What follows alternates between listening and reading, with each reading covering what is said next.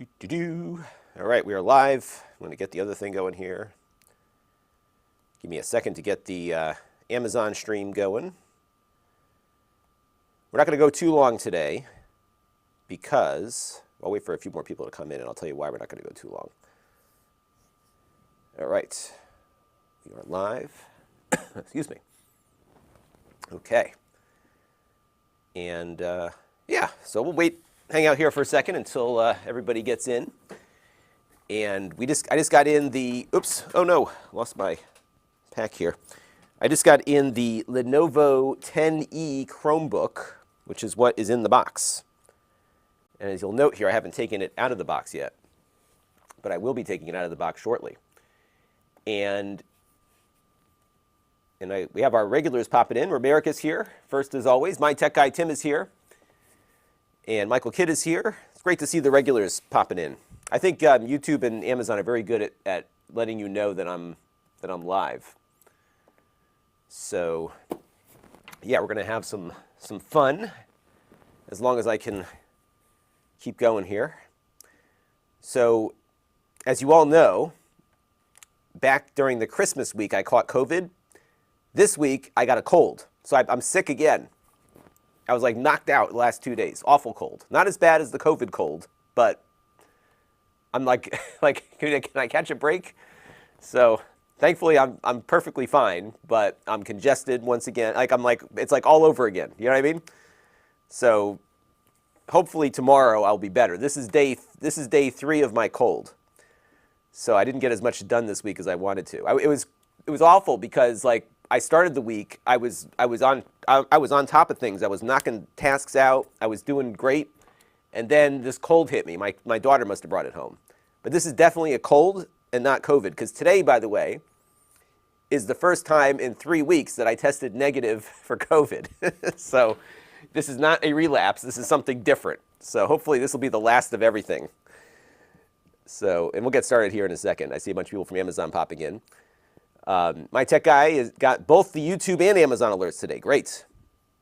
And Tyler James just ordered this in Canada. Yeah, we're going to find out if it's good. CM is here. They're like liquidating this right now.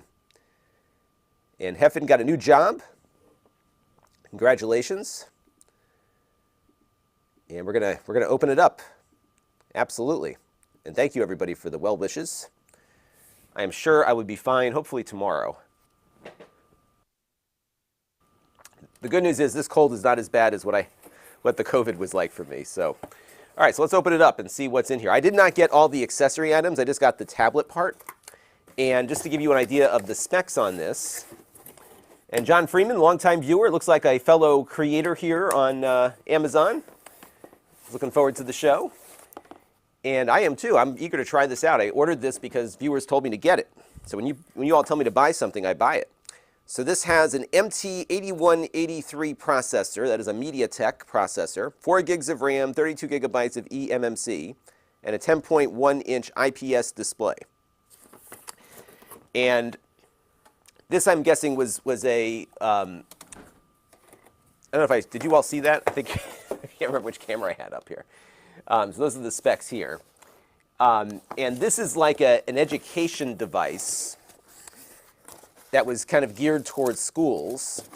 And they just popped up on their retail site, and they're just dumping these things. And you can get it on Amazon for about the same price. So I have that linked in the video description. This is being sold through the Amazon Renewed thing. But this is it. It feels actually pretty solid. It's like, you know, one of these ruggedized, it feels pretty rugged. It doesn't have a rubber, it doesn't bounce. It's got hard plastic, but it feels like it's got some give in it, if that makes sense. So it feels pretty solid. Now this is different than the Duet. But I'm thinking it might have the same processor as the Duet. I got to look it up. But Lenovo sells like a package deal where you get the tablet and the keyboard in one box. This is just the tablet, but it's got the pogo plugs for the thing there. So there you go. Now for ports, there are none. Well, there's no card slot because I see here that Kanan was bringing up the fact that it doesn't have much storage. And on a Chromebook for Mom, probably not a big deal unless she's installing a lot of Android apps and stuff. You do have a USB Type-C port. They labeled it, though, for power, so we'll see if you can actually plug anything into it. And you have your headphone microphone jack there, along with a camera on the front and back. But there's no SD card slot on this. I think there is one on the Duet. And I also have my fancy Amazon Basics tablet stand here. This is a handy little thing to have, by the way, because it's adjustable and it's cheap.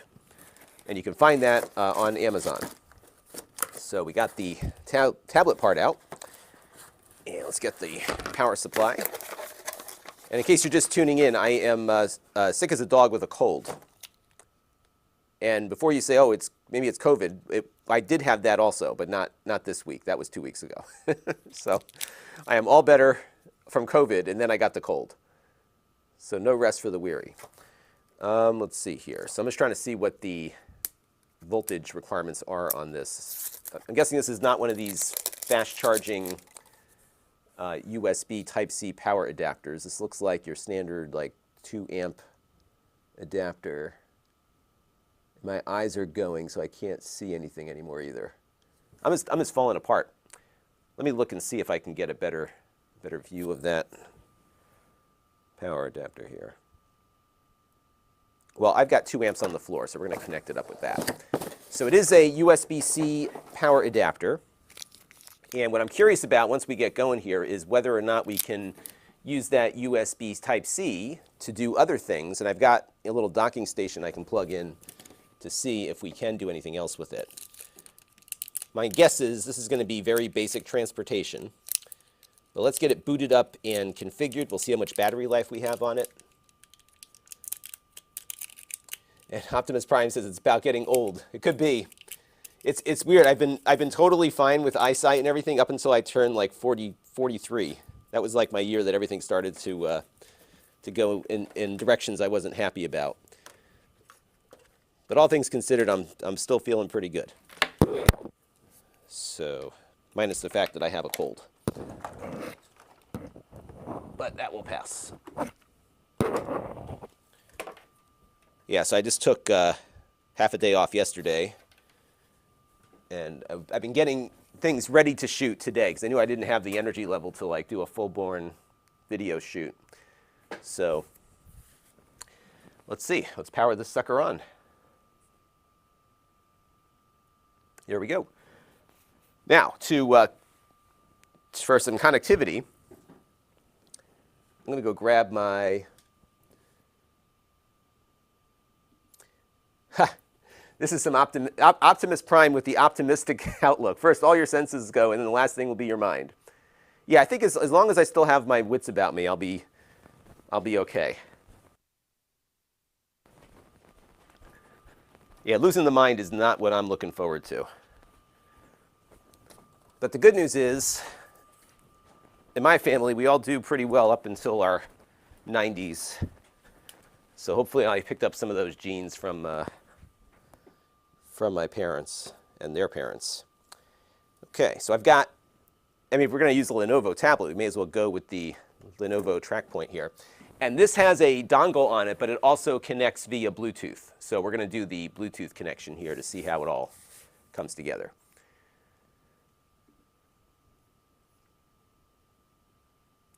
Yeah, so I don't think it's USB-C PD because the power adapter is just like your standard 5-watt kind of thing. And Adam, yes, so my plan is, Adam, to have a review of this up next week. Maybe sooner if I get through all this. These are pretty quick reviews typically, but what's funny is the Chromebooks used to be super quick, but now they take a little bit longer because there's more to Chrome OS than there used to be, right? So there's a little bit more to talk about. And I'm guessing because they are liquidating this, that there's probably a lot of, like a big firmware update that this thing's going to have to download. So we'll see what happens there. My tech guy, Tim, just got his Unify Access Point 6 Lite. He said that on Amazon. Yep, I've got mine up in the ceiling there. That's what this is communicating with right now, as a matter of fact.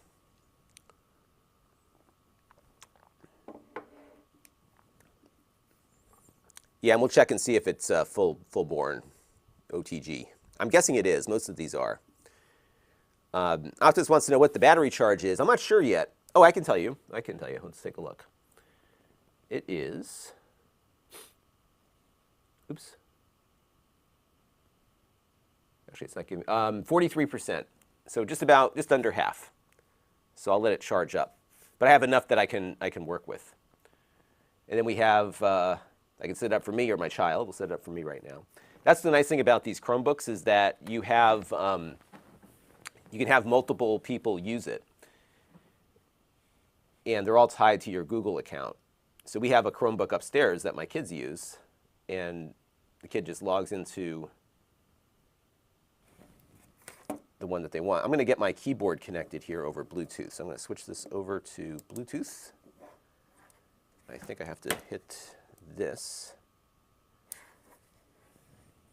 And we're going to connect up my TrackPoint keyboard too. Type in 511177, enter. And now, check it out. I got a mouse with the nub, and I have keyboard capabilities. So now I can log into my Google account. And I'm just going to type in my account that I use for testing stuff.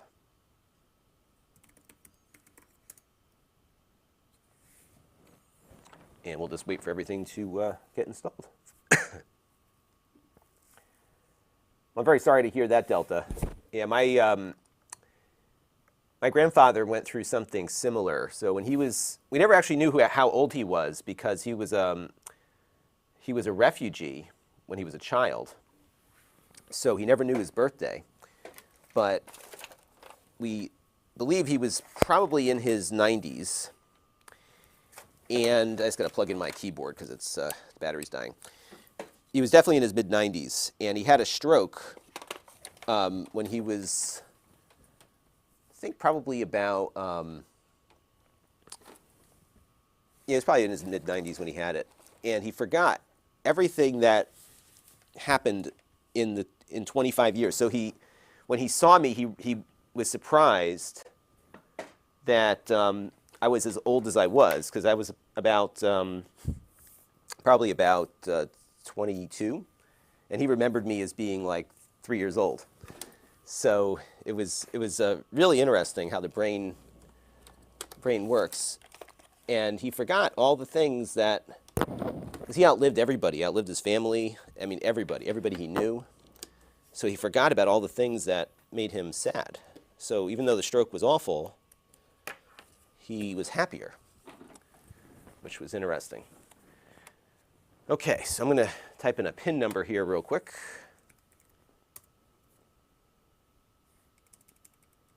I'm not going to do the PIN. We'll skip that. Yeah, there's no fingerprint reader on this thing either, by the way. So this is like super basic transportation. Yeah, we'll be testing. We'll do some more testing on the USB-C once we get it all set up. And we will definitely do Linux. Enrique wants to know, does it have App Store capability? It should, yes. Almost every Chromebook does that. So I would imagine this will do it too, but we'll check that. That's why there's lots of things we got to test on these now. David has a good question. Yeah, why don't they make like a Chromebox, like a little stick you could plug in? Asus had a Chromebox on a stick for a while. I reviewed it years ago. That was a neat product. Oh, you can navigate with gestures. How does that work? Let's try that. Let's check this out. Navigate with gestures. Oh, I have to touch the screen. Okay. All right. I thought it was like going to detect my hand in the air or something, but it doesn't do that. Okay, so we'll get started here. I'm not sure what I just signed up for, but... And here's all the stuff. Now, what's going to happen now, which is why we got to sit tight for a few minutes, is that it's going to, yes, the Chrome bit was what I was thinking about. That's right. And what it's going to do now is, it does this all the time. It downloads all of these Android apps irrespective of whether or not I want them on this particular device, because it tries to keep all of your Chromebooks synchronized. So I think it's going to be downloading a bunch of stuff right now. However, as you can see, it does support the Google Play Store. And I think if we go into our settings here, we should see, and it's going to look a little sluggish right now just because it's going through that initial setup process. So it'll get better as it goes. And it's also on my slower Wi-Fi, so let me reconnect it to the faster Wi-Fi. All right, there we go. And then there is a Linux option, so we're going to turn that on. Now, we don't have a lot of space on this Chromebook, so we'll see, it may be limited as to exactly what we can do with it. But it's going to allocate 7.5 gigabytes, which is the recommended size, so we'll get that going too. And Enrique says, looks like my question was answered. Yes, I am here to serve, so whenever there's a question, we will try to answer it as we go. And that's the same is true of the Amazon chat. So if you are watching on Amazon, just leave a chat thing and we'll take a look at it. And Saturn Otaku brings up a good point. Chrome OS on a tablet makes a lot of sense instead of having this in Android options. Yeah, especially because it can run Android apps pretty much as well as a tablet, a dedicated Android tablet would. And I think that's the direction that Google wants to go in, which is that anything with a screen that's larger than a phone is going to run Chrome OS. And then you can decide, what to run on it. But I do think for a tablet, Chrome OS is the better match. Now, there's no pen with this, but you could use a capacitive pen with it. Anthony Biacco is here.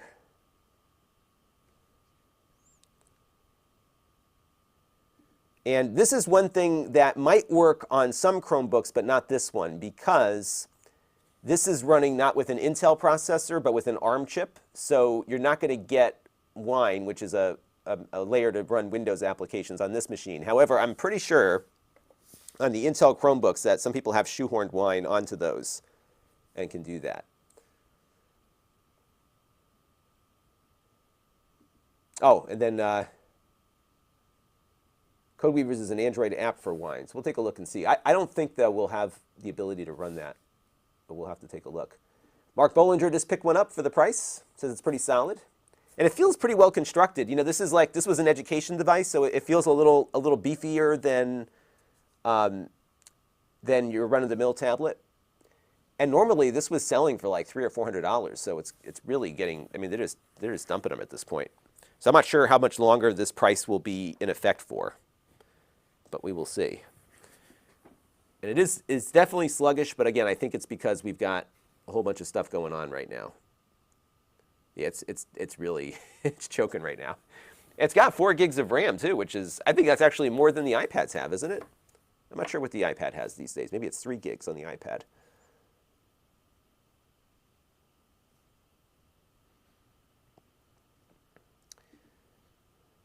And I'm not sure what happened there. Looks like it just exploded. Octavian says, I'm thinking about installing Windows 10 on my Chromebook. It's got an Athlon 3050C. This is actually harder than you might realize because they lock these things down pretty significantly. So you will need to kind of dig around on online forums to see how people have managed to get it to work. I don't know. I'm not sure if it's possible on some of these Chromebooks. Psychedelic Cat says, my Lenovo Duet doesn't do Wine either. Yeah, it won't just because of the ARM processor. Unless there is an emulation layer that can translate the Intel to ARM, or the ARM to Intel, or vice versa.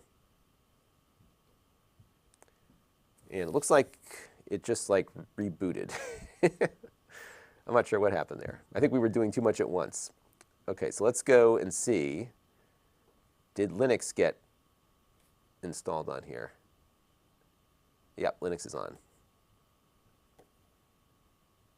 So it looks like it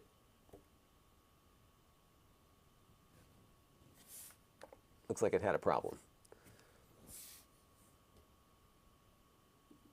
And Delta says that the average iPad has 3 gigs of RAM. I'll tell you what, though, I think they make more efficient use of the memory on the iPad. But I'll tell you what, this thing is dogging. But again, I think it's because we're still downloading apps and stuff. But we'll keep playing around with it.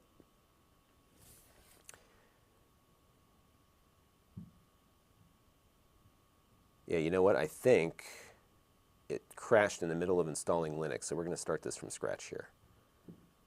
Yeah, see, this is what I'm talking about. It's going to download all of the stuff that's on my other Chromebook. And I was doing that at the same time, and it's back on the slow Wi-Fi again, so I'm going to switch that over.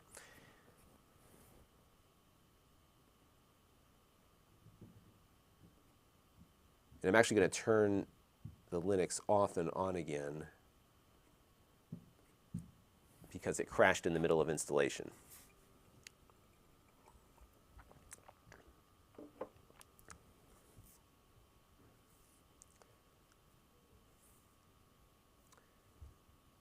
So we're going to have to, see, it's always when we do this stuff live. That's how it happens. Monkey Dude is here. And got a lot of folks pointing out that the base level iPad is only 3 gigs of RAM.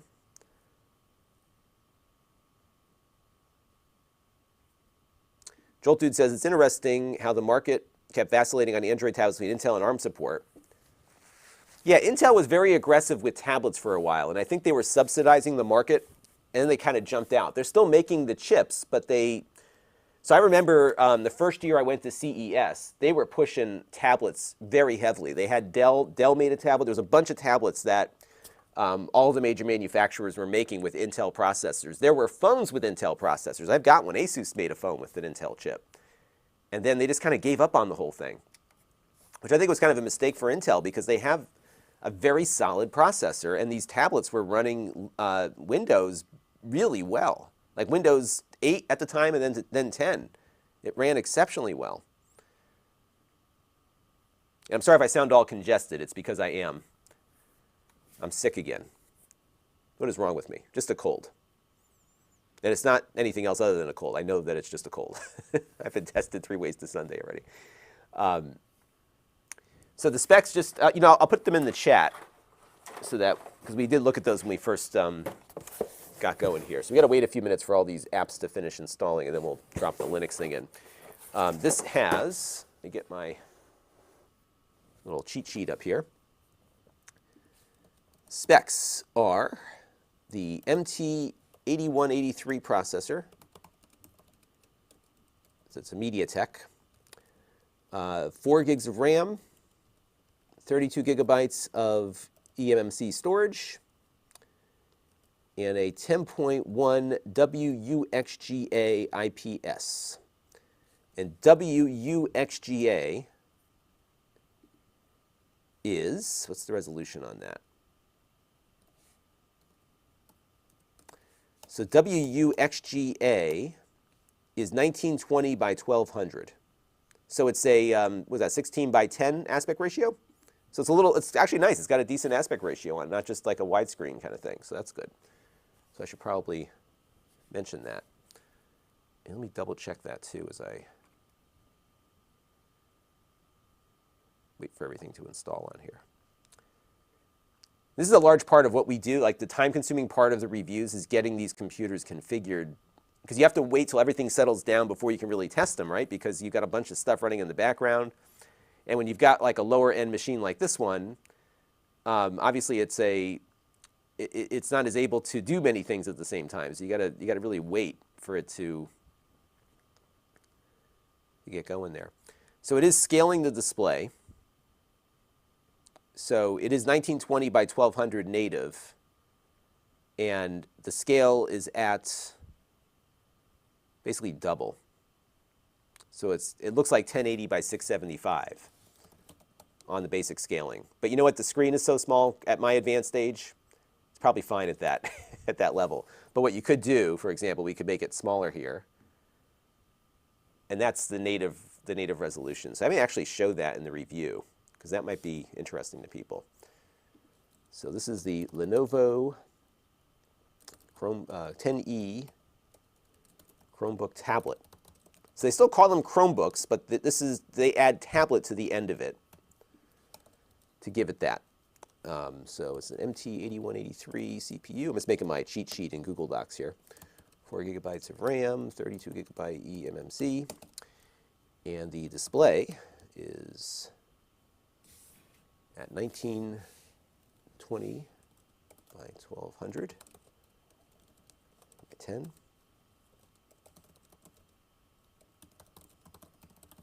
And the display is 10.1 inches. And I'll give it to Lenovo. They really do make nice displays. So bear with me, folks. I'm just going to drop this in the chat here.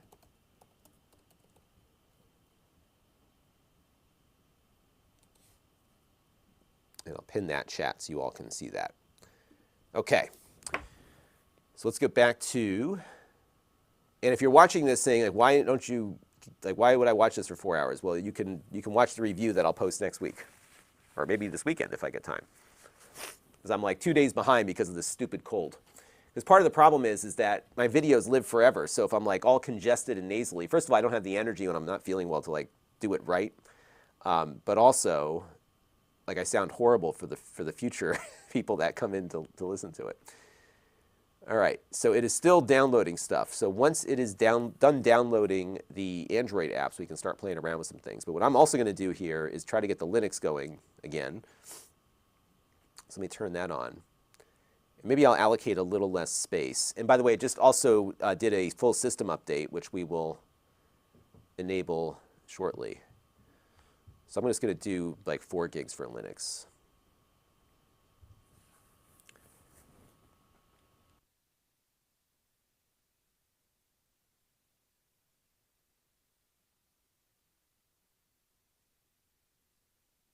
All right, so we'll let that update. But yeah, I think it's a good deal for what it is. And I don't know how long this is going to go on for. So, you know, if you're in the market, today's the day, I think, because it is not going to be around for long. But so far, you know, granted, we're just kind of getting it set up at the moment. But so far, it appears as though that it does everything a regular Chromebook does, in that you've got the Linux support, the Android apps are there, and we'll just wait for it to finish installing, and then we'll play around with some stuff.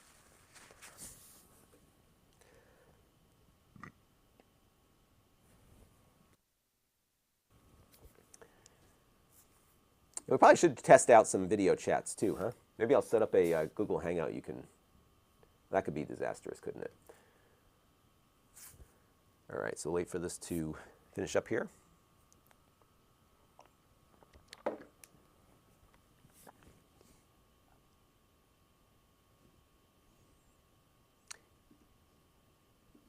Yeah, this is a good point too, because if you're in the market for something with this size screen, the Fire HD 10 might be something that you'd be looking at.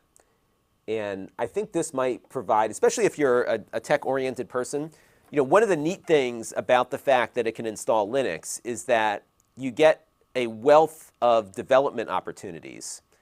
And it is a little, you know, it's a little intimidating in the sense that they don't walk you through the Linux process that well. You get a command line, you know. But once you learn how to install some stuff, like you can put Python on here, you can get, you know, your graphical IDEs going, you can get Scratch on it. In many ways, it kind of does everything a Raspberry Pi could do from the standpoint of learning how to program and to code. And you can even install some standalone apps.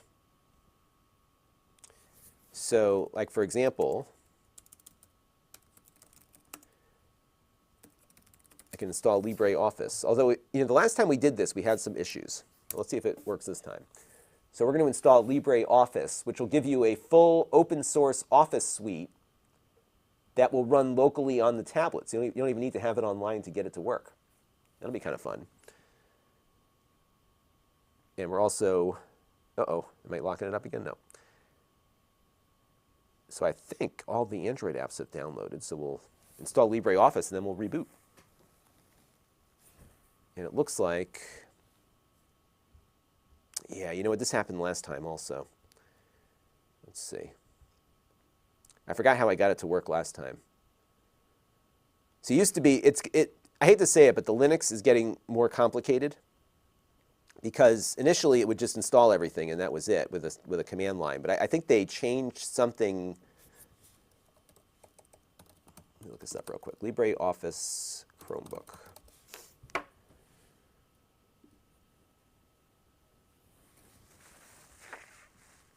Looks like they can, oh, you get a LibreOffice-based app for Chromebooks. Let me see if I can find the package for, all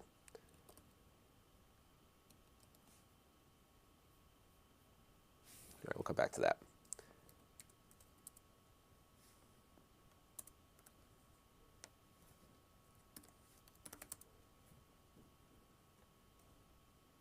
And it is a touchscreen, by the way, too. All right, so we're going to restart. We'll do the update here.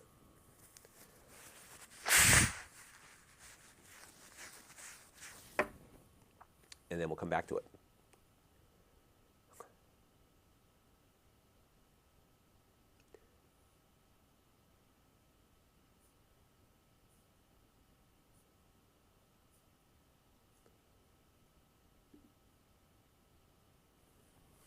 All right, so we're just rebooting with the new OS.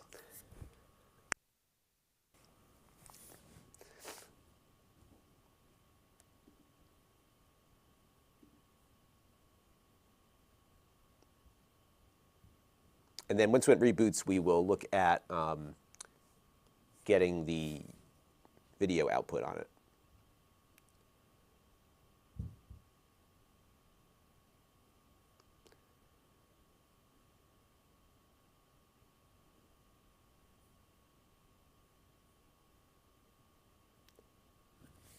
All right, so here we are. I'll just log back in. It did. Oh, it's got to reconnect to my keyboard. There it goes. So I'm doing the keyboard wirelessly to keep that USB port free.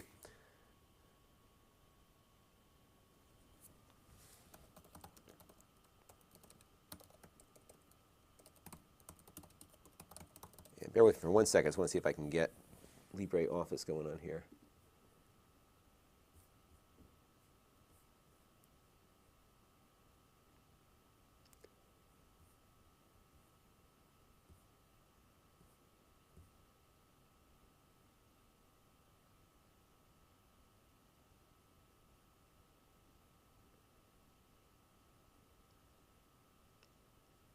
I'm just reading something here, folks, so give me 1 second here.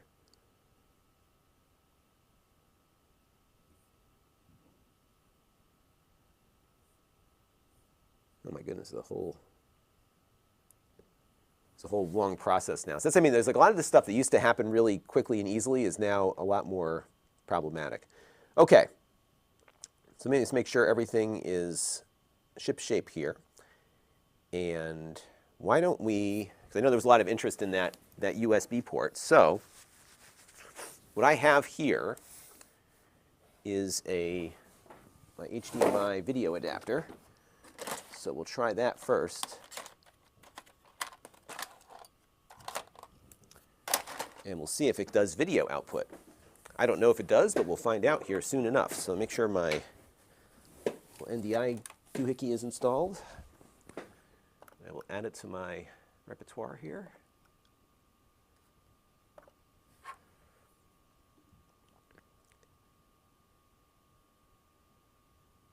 All right, so we'll see. There's some people saying that USB is only for power, and they may actually be correct. I don't know. So sometimes they say it is, and it actually does more. And sometimes it's just what it is. So we'll find out. All right, so I'm going to yank out my HDMI here, and we're going to plug it into this. And let's see what happens. Doesn't look good, folks. Oh, it does work. Look at that. That's a direct feed. And it's actually doing multiple, here, I'll pull up, I'll do a 2-up here real quick. So bear with me here. The video does work. And what I'm going to do is show you exactly what we're looking at. So I'm going to take this image, and I'm going to layer a 2-up over it. So bear with me here. Actually, no, I'm going to do. I'll just do a quick and dirty one here. Let's make this smaller. All right. So let's do a little merge here. Okay, so now, if I take my web browser out, oops. Look at that. So this is a full service port. Now I should probably configure it to go the other direction, right? So let's go to, let me go on my other one. I can't see on my little screen there.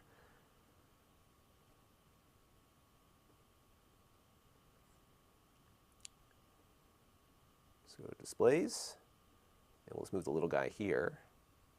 Actually, no, yeah, right there, exactly. So when I go left, so when I do this, bloop, look at that. That is crazy. And this is on a, on a $100 device. You get video output. Now, in fairness, the iPad will do that, right? But that's a full service port. Pretty cool. And to really check that, I've got a little USB adapter here. So let's try power and video at the same time. So let me get rid of this real quick. And we're going to plug in. Sometimes these Chromebooks don't like these docking stations, so we'll see what happens here. But this is a, who knows what, run-of-the-mill kind of docking station thing. But I've got USB-C power that I'm going to plug into here. And let's see what happens here. So now this is power and video. And it is charging. And does the video work? I think it's going to. Yep. So we have power and video. See? Look at that. And now, for the trifecta, as they say, what happens if I plug in? I don't have a lot of room on this cable here. Maybe I should plug in something else. Why don't we plug in my game drive here?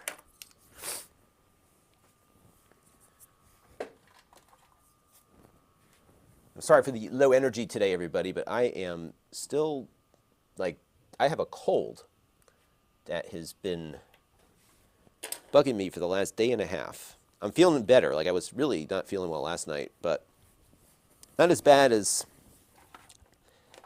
the COVID I had over the Christmas holiday, but I'll just be glad to have all of these respiratory things out of my life. I think my daughter brought it home.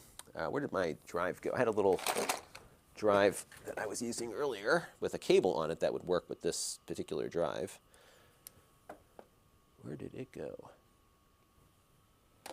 Bear with me for 1 second, folks. Just got to find that cable real quick, and we'll hook that up. That's pretty cool. So the USB docking station works, at least with power and video. And now, the next step will be to see if we can get more than that working.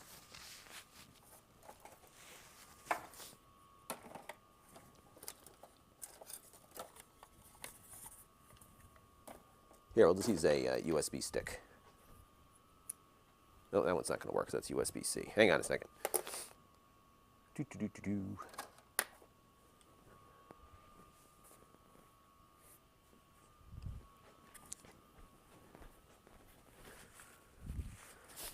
I'm just going out of my mind because I know that cable was right in front of me earlier, and where did I put it? Oh, we'll track it down. This is what happens when I get sick. My brain stops working. But I do have a little webcam. Maybe we'll plug this in and see if this works. This is the Elgato camera. So we'll stick this in one of the USB ports on this dock here. And we'll see if it pops up as a camera. So maybe I'll go into Google Meet.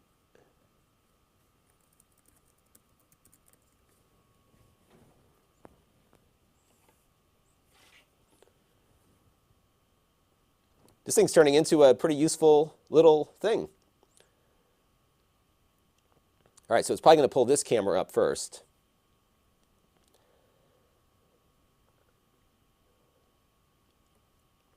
Yeah, so it's got the built-in webcam going here first. That webcam does not look that great, but that doesn't surprise me. Let's see if there's an HD option for it. So video. Okay, so we'll do HD. So it doesn't give me the option to pick an external camera here. But that may not be...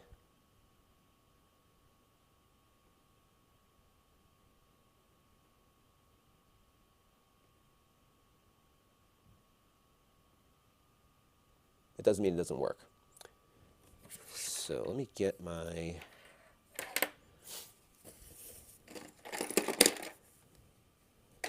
I got USB cables all over the place, except the one that I need at this very moment. Oh, it must be over here. Did I put it on the floor?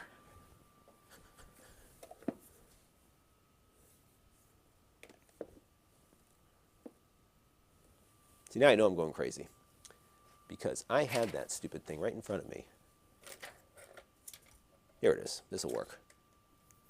Nope, that one won't work. Hang on. This one will work. Okay. Okay, let's try this. All right, so the webcam didn't show up, but that doesn't mean anything. So let's take a look at the camera app and see if it can let us select it on there.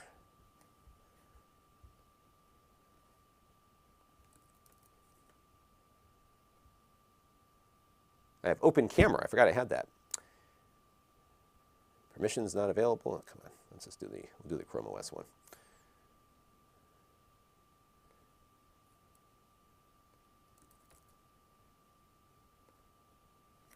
Be kind of neat if this does work though, because it's a nice high-end web camera. Okay, so right now it's doing the front camera, and let's go to video. I'm just curious as to, I'm guessing this is like a 720p, but it actually looks 480p to be honest with you. Camera resolution.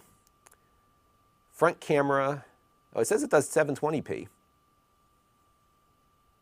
And it must upscale because it'll let me do 1200p, but I can't see that camera actually. I'll have to check the specs on this. My guess is that it's upscaling the video. But it does not appear to support an external webcam. But it could be something I'm missing.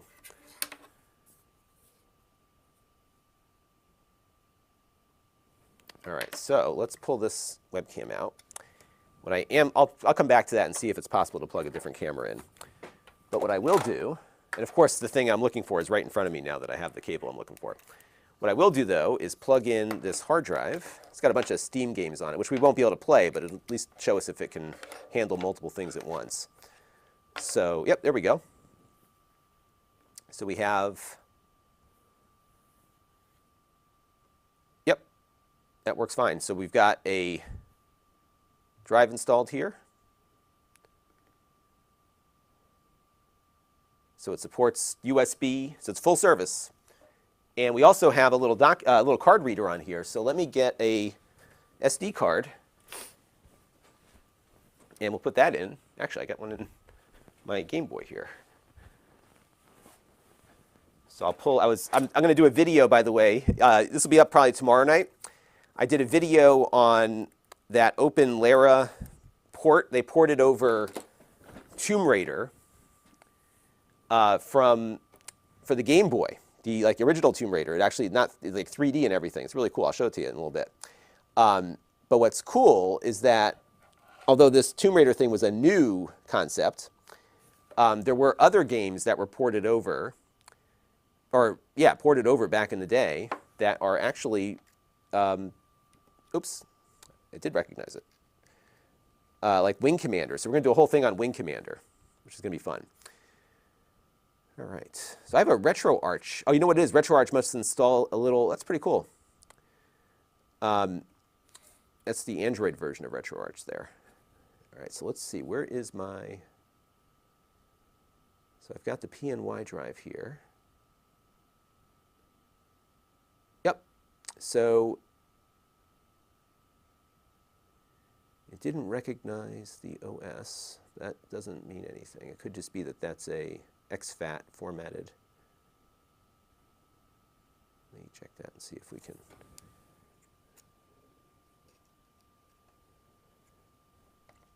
But it does appear that it is supporting everything this little dock supports, so that's kind of cool. So that's neat.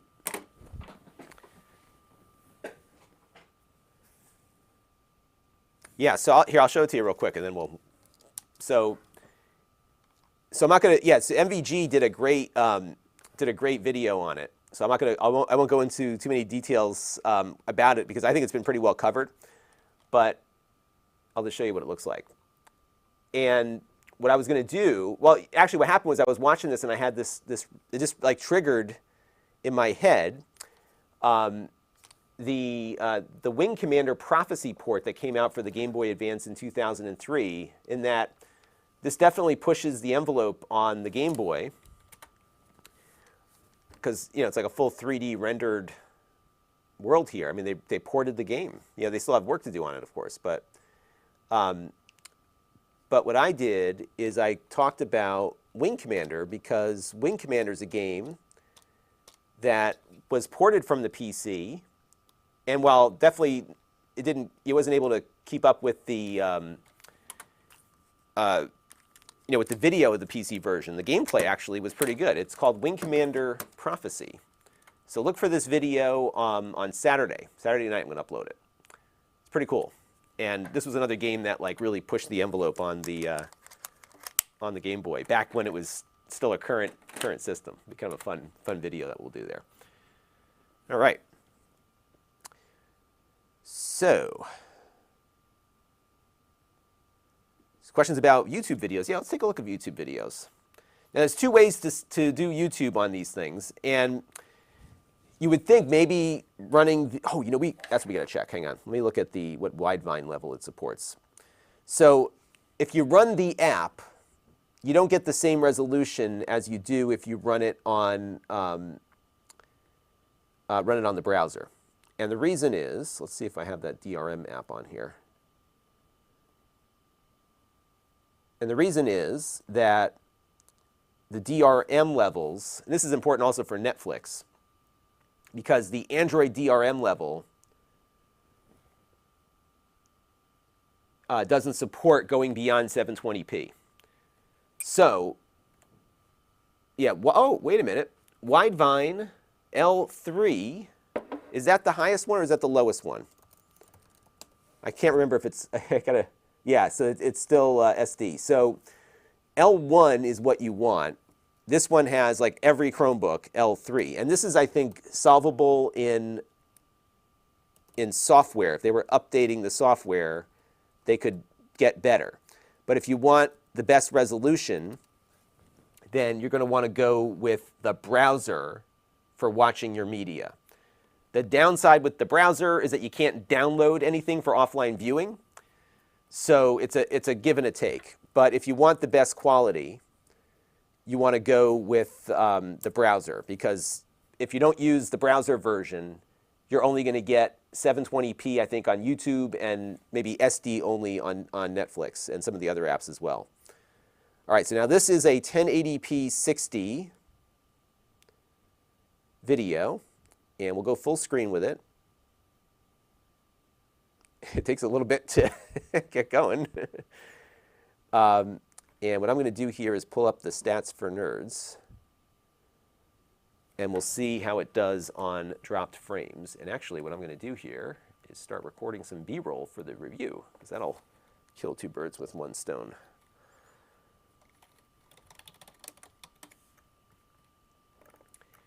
So let's go into, I'm going to zoom in a little bit on that stats for nerds.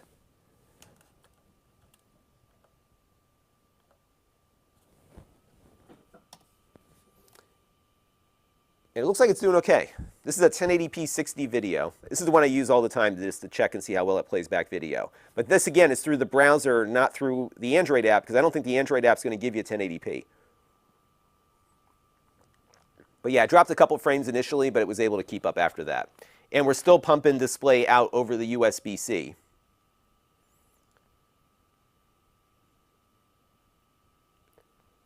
But yeah, this seems to be doing pretty well.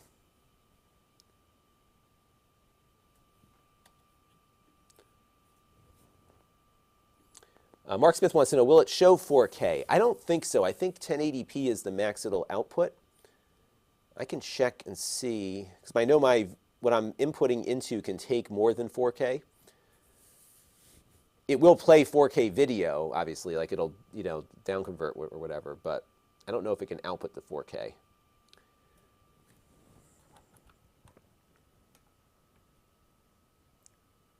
But I'm pretty impressed so far. I mean, the fact that, more so than anything else, the fact that the USB port is fully functional, because you don't see that on cheap stuff.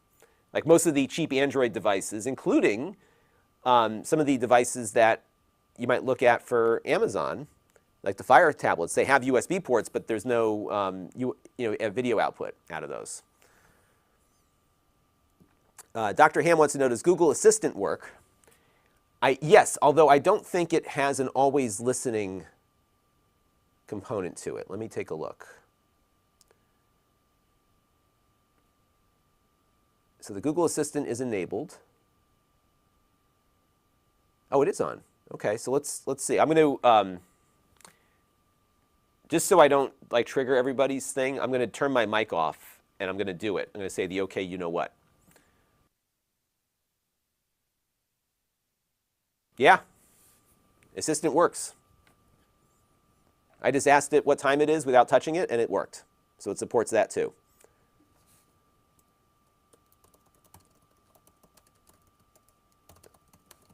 Watch this one. Ready?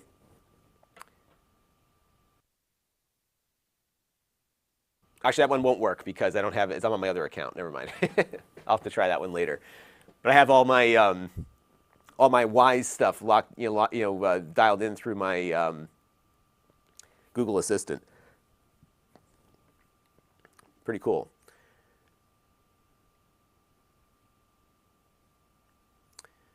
Let's see. So yeah, the Google Assistant works. What else you guys want to know? Because apparently there's still more Android stuff getting installed on here, so we'll have to wait a few more minutes for the rest of this to come in. I wonder if RetroArch has. So I'm trying to determine if it's going to be more efficient from a performance standpoint to install a Linux version of RetroArch or use the Android one, because both are running in a container. So neither. So like when you're running Android apps on here, it's not emulating it. It is running Android in a container. So you're getting. It's almost like a little Docker that's installed on it. And I have some Android apps installed. It just looks like I don't want to run my benchmarks until everything is finished installing. I think it is. Let's take a look and see. And again, it keeps defaulting to my slower Wi-Fi. So let me go back on the faster one. Hey, Recipe Bob is here. Monkey Dude wants to try some game streaming. All right, we can do that. Let me get on my better Wi-Fi, though, before we do that. All right, so we will jump over there. And actually, what we could do I have my Xbox? Actually, let's do my GeForce. Do some GeForce Now. I thought GeForce Now was on Android. We could actually we'll do it through the browser, because that's the better way to do it anyhow. So let's go to, and to do that, we'll pair up my controller here. So put into pairing mode. And we'll connect up the game controller. So we'll go into Bluetooth. I don't have Stadia, by the way, which would be kind of the default you might look for on something like this. But we'll pair up my 8-bit controller.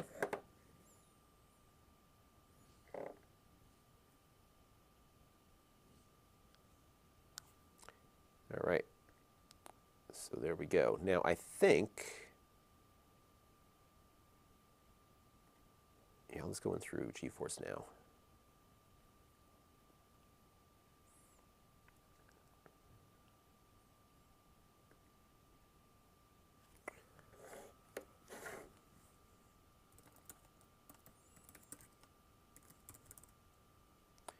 Forgot there was like a link to, yeah, there it is. That's the one I was looking for. Okay. Agree and continue. If we're going to do it, we're going to go with the Gusto here, right? And I can also use the Microsoft one through the browser too. So all of them now have browser options. Give me a second to log in with my Google account.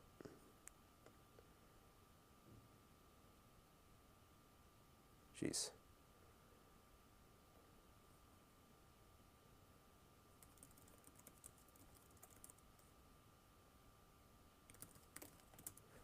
I'm going to go to my phone, do my two-factor.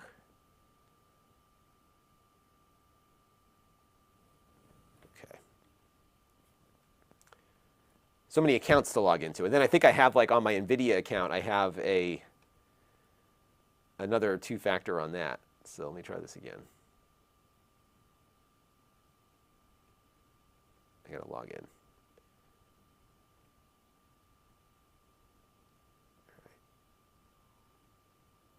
Almost there. The browser feels a little sluggish to me. And you know why? Because, geez, it's still, well, now it's syncing up contacts. I don't think it handles a lot of background things very well, just because it doesn't have a lot of RAM, right? So that's going to limit things. Jeff wants to know how much memory. It has 4 gigs of RAM. If you check the specs that I pinned to the chat, you'll see what it's got. It might see less than that in the Android thing because it's running in a container. But I think it manages that stuff dynamically. All right, so I got to do another two-factor code here. Yeah, my rule of thumb, everybody, and I think this is something you should all follow, is anytime two-factor authentication is available on a service that I use, and I'm not talking like SMS, I'm talking like Google Authenticator app.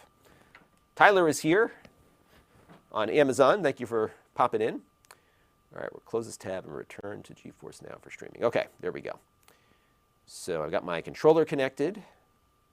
Yeah, I got to do an update on this because I did a video on GeForce Now a while ago, and I have their, they got me into their beta so we could do like the high frame rate 4K stuff on the Shield.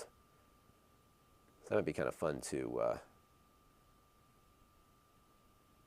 play around with. So we're just going to do a little No Man's Sky here. Let's see how that works. Oh, I got to log into my I got to log into my Steam account. Hang on, everybody. Now, if you're not familiar with GeForce Now, the games that you buy on Steam and I think a few other providers, I think Epic is part of it. The games that you own on the major streaming provider or platforms are available to stream from GeForce Now, provided the developer lets you do it. And there are many developers that don't want you doing it, which is a pain in the you-know-what. I'm going to disconnect the external video here, though. All right, so does my controller work? It does not detect the controller. Usually it works with the controller, so I'm not sure what's going on with this right now. But we will jump into my last game here. We'll just play with the mouse a little bit to see how it does. And I'm pretty sure this is a 60 hertz display.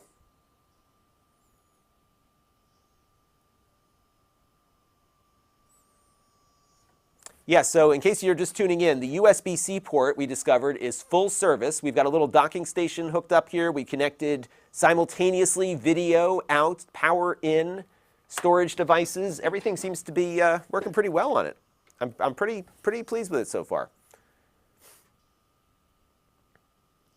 For some reason, my game controller is not getting detected with the browser, and that usually works. So I gotta dig into that a little bit.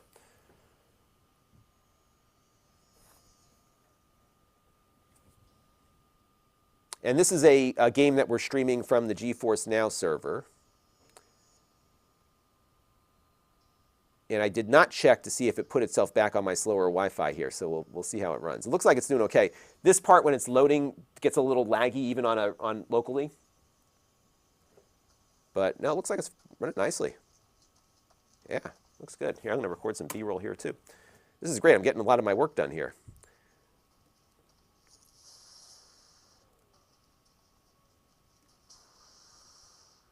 Let's see if we can find, oh, I got to put my, back in my ship here. This is a planet that my daughter and I found that has bubbles on it. We call it Bubbletopia. I love this game.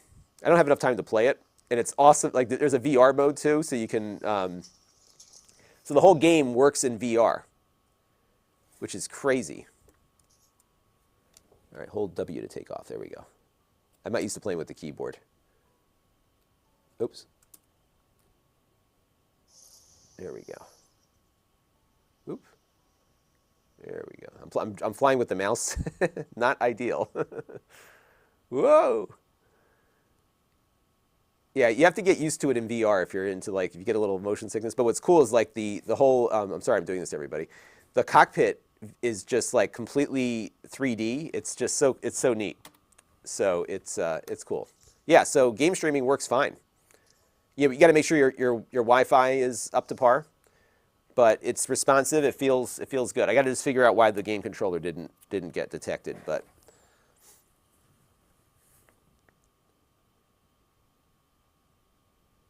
And basic pics, yeah, I'll tell you, this is one of the best recoveries in gaming history, right? And actually, it's funny, one of the things you'll see in my video about Wing Commander this weekend is that when Wing Commander first came out, the box did not represent what the game looked like, and they got away with it. And actually, the box said, what you see is what you play, right? And it wasn't the case. It didn't look anywhere close to what the box looked like. So, hey, Jeff, we've got in the pinned comment, if you expand the pinned comment, you'll see what it's got. All the specs are up there. It's a MediaTek processor. All right. But no, it works fine. It looks a little choppy, but it's running nicely.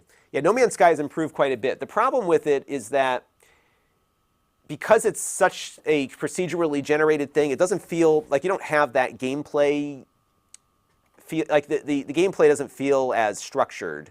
You know, they have structured things for you to do. They kind of drop things randomly on these different planets, and it works, but it's just so expansive. I liken it to a sci-fi version of Animal Crossing. Is kind of my that's kind of how I look at it, because you can build out your own stuff. They've added some really cool dynamics to the game that I haven't really been able to play lately, but. Monkey says I should try the new Fortnite with the new Unreal Engine 5. I should play around with that. So they completely redid Fortnite's engine, huh? I'll have to check that out. But what's cool about No Man's Sky is that you go to these different planets. It's like, it's so neat because you can go anywhere, and every planet is different. The universe that they have is so expansive that you'll never encounter anyone unless you really try to. And they've made it easier now to find other players. But, you know, initially, like, you could be out in the middle of nowhere and, like, you just run into people. There was a planet that a bunch of people on Reddit got together and colonized. And so I found that, I went to that planet after looking on Reddit, and they kind of, you could see them branching out from that planet to other connected star systems. So you actually run into a lot of people. And one night my daughter and I were playing, and some guy, like, put out a chat on the solar system frequency, hey, I'm looking for this item. And we had the item, and we agreed on a meeting point, and he landed his spaceship right where we were, and we exchanged the item with him. And he was in VR, so he did like a really cool dance for us. It was neat. Like, there's just some, it's one of these games where if you have like a good, I would say you want to give yourself like a weekend to really figure it out and understand it, because it's a lot to kind of take in, but it's really neat. So Microsoft Office apps. Not really. You can use the Android app or the web-based versions, but I don't believe they have an installable version that's on par with the Windows one. However, one of the things I'm going to get working on here is the LibreOffice suite. Let me see if I can find it on their website. So LibreOffice is an open source and very good Office suite that runs across multiple platforms. It's available for everything, including you can get it to work on your Chromebook too. So let me go and choose my operating system here. So we'll say Linux. I'm going to do a Debian. Let's download that and see if it'll work. So I think I can install this in the Linux thing. So we'll let that download real quick. And Jolt Dude uses, yeah, I think most people use Libre. It's really good. If we can get it working, you'll be impressed with it.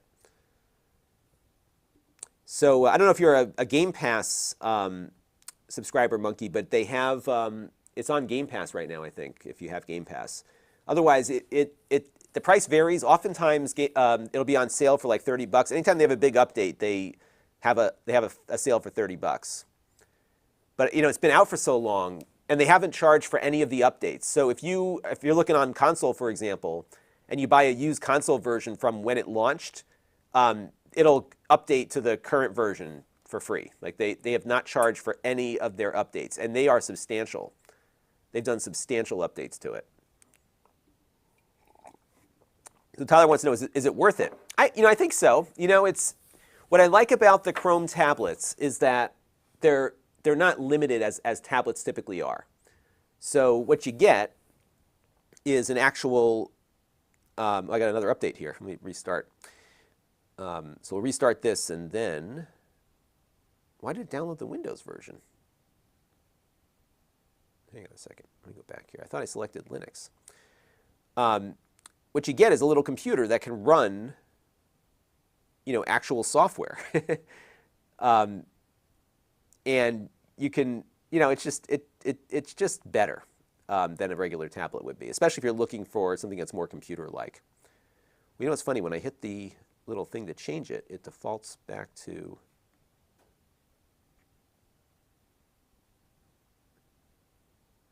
It's the RPM version. I want the Debian one. There it goes. That's what I wanted. Okay.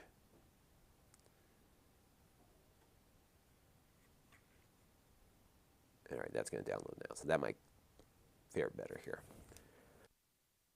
Then we'll restart. So the reason why we're not installing through terminal is that it doesn't work anymore through terminal. Because now when you do the sudo thing, it just dies on you. So I think what I'm going to do now is move this into my Linux files. And we will go back into the terminal here with it in a second.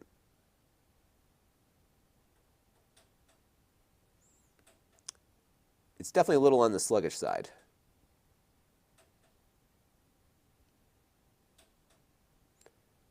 All right, so let me go back to my downloads and we'll drag this over.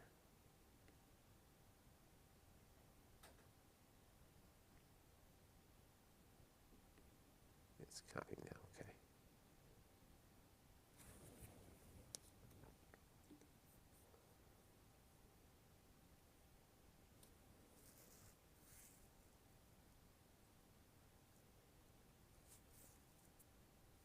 It's taking a while for it to copy. And we're going to have to jump into the command line to get it going. But I do want to see if it'll run. I'm sure it will.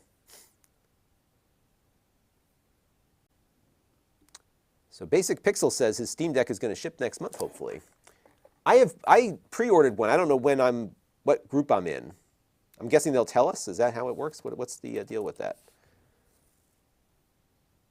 So I got an update email back in November. Oh, I see. I can go visit the Steam Deck store page, and it'll tell me. All right, I'll look at that later. All right, so that copied. So now we're going to see how bad I am at command line stuff. So we're going to go into Linux. Yeah, so whatever reason is, like when you try to install it from the repository, it doesn't work anymore. All right. So now let's just see if it's in. There it is. Okay, so we've got the file there. I got to unzip this thing. So we need to type in sudo tar xf. And I'm doing version 7. I don't know if that's a mistake or not. We'll see.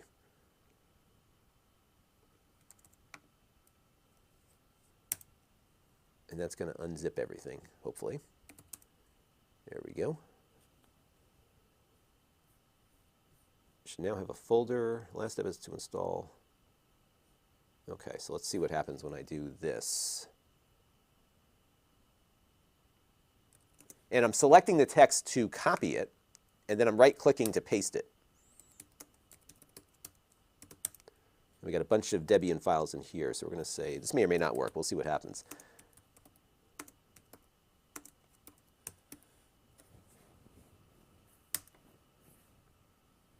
Nope. I got the wrong one, I think.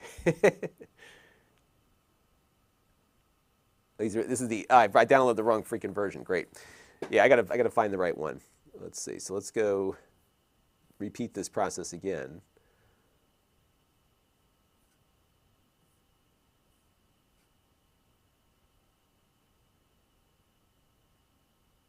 Yeah, that's what I have. Let's see. Let's see. It is installing some stuff, so let's see what happens when it's done. Oh, this might be for the Intel Chromebooks. That's why it's doing that. Okay, so I have to track down the ARM 64 version of this. I don't think we got everything or any of it. Yeah, so it's just I just have the terminal app right now. So, unless somebody knows a way to do it quicker.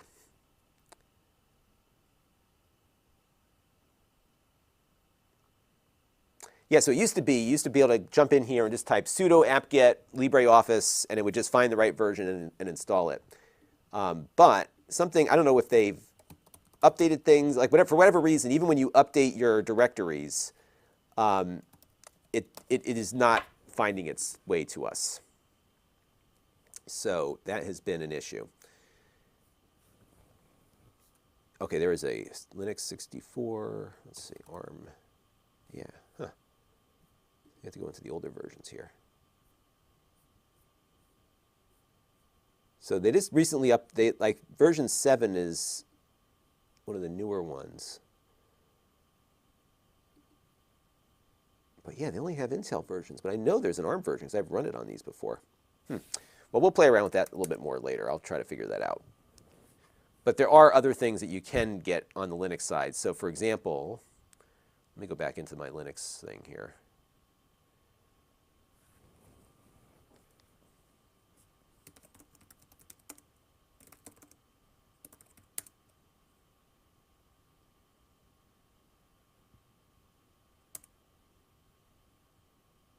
So I do believe the GIMP image editor will work with a simple command like this. I think there's also like you can install kind of a thing to install apps for you. Yeah, this is not working either. I got to figure out what's going on. Things have not been as easy to install lately on the Linux side. Here's a good question from Codeman about the end of life. And actually, I should look this up. So there is an end of life to all of these Chromebooks. And after the end of your support period, your Chromebook still works, but it receives no updates. So it's, let me see if I can pull up this particular one. So it will work, but it just, nothing's going to get updated, and eventually it'll crap out on you. Now this one is good until June of 2028, so it's got 6 years of updates on it.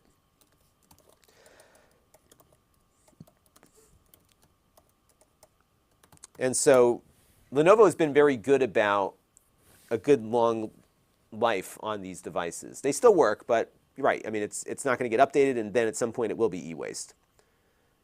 Mark Smith has a 12-year-old Chromebook, and I'm guessing yours is no longer supported, right, Mark Smith?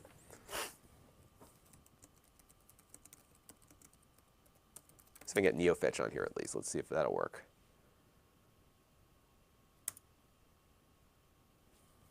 Yeah, nothing is installing on here, so I've got to dig into this a little bit more and try to figure it out. We will get there.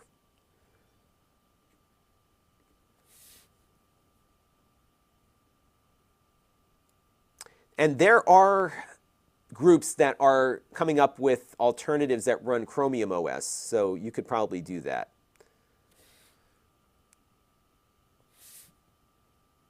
And Joe, oh, I need to run the update. So let's run the update and see what happens. Let's restart to the latest version. That might be part of our problem. So we're going to update.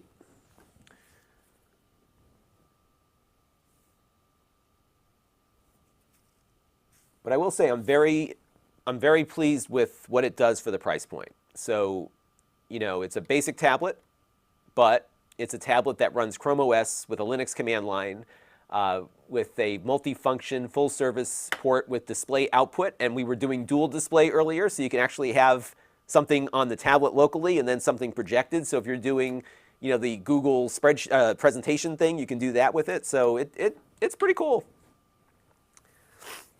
I would say it's probably, we'll actually run a benchmark on it in a minute to see how it compares. I would venture to say it's probably a similarly performing device. Let me jump into my benchmark spreadsheet and tell you definitively what that looks like.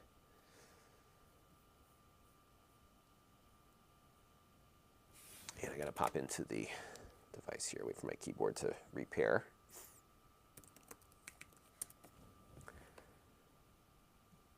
Yeah, I'll run a couple of benchmarks, and then I'm going to take off and get this cold out of my head. I'm not sure how I'm going to do that, but it's going to have to happen because I am unwell. I'm not like in danger of anything, but I just don't feel well. It's my cold. It's not the COVID this time. That was 2 weeks ago. Okay, so let's go. It looks like my keyboard is dying here. Let's see, is it still installing things? So I always hate to run benchmarks before I know it's completely done updating itself. All right, so we'll do the speedometer benchmark first.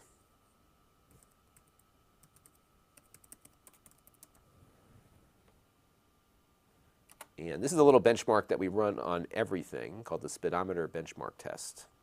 And before we run it, I've got to change our screen scaling here because we need to give it a little bit more room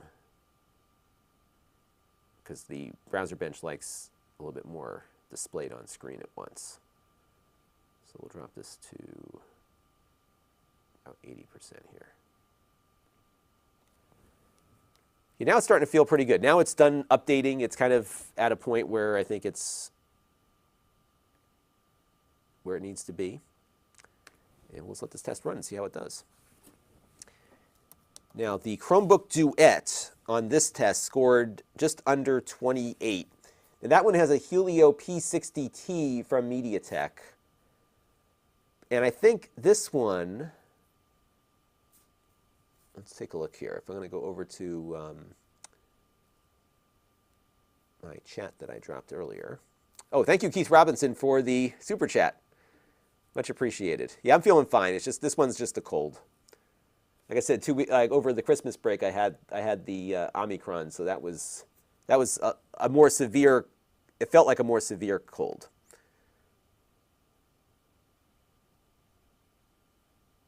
And I did, by the way, I did do that. It's still not working.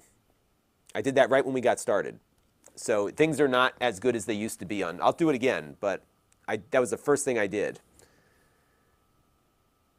And things did not work. Maybe after the update here, it'll run better. We'll give it a shot in a minute. But this one has the 8183 from MediaTek. And we did look at a bunch of Chromebooks that had the 8183 or 8173C. So we'll see how that compares here when this is done. It's about halfway through. Now on an Intel machine, one of the current laptops that we look at, this test would have been done by now. It just rips through so quick. But on a little ARM-based Chromebook like this, it's going to take a little bit longer. So it does about 480 of these iterations, and it's on 178 right now.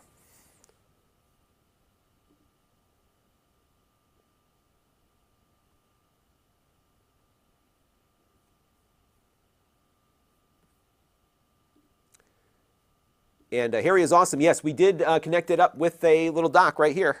So, yep, we've got video. and all the USB stuff to connect along with power input. There's no pen specifically for this one, but I would imagine it'll work with, with any pen that supports a Chromebook. And Kanan here says that it supports the USI stylus, the USI format. I may have a USI stylus kicking around here. I'll see if I can find one. I should probably buy one just to have it. But yeah, this is a good price. This thing is on sale for $100. It's been on sale for about a week and a half. I think they're just getting rid of them. So, today's the day if you're in the market. If nothing else, it's fun to play with. I kind of, like I was saying earlier, I kind of liken this to having a little portable Raspberry Pi because it kind of does everything a Raspberry Pi can do. You've got a browser, you have a full-on operating system, you get the advantage of the Android apps, and then, of course, this one will do Linux, and you get your nice little command prompt there to do all sorts of good stuff. And Jolt Dude says, yeah, I must have one down here somewhere. Although, typically, like the HP laptops come with the USI, and those are on loan all the time, so I don't often get to keep the components.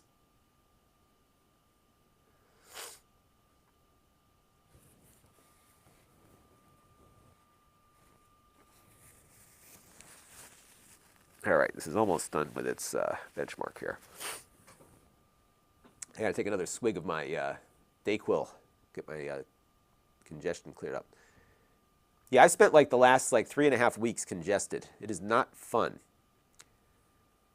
This time it was a cold that my daughter brought home.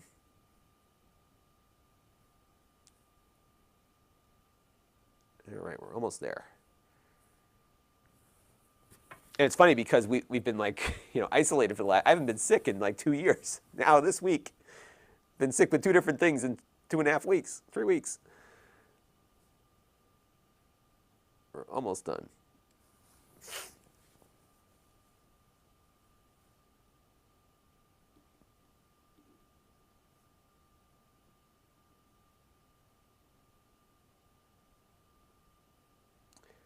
Okay, 21.1.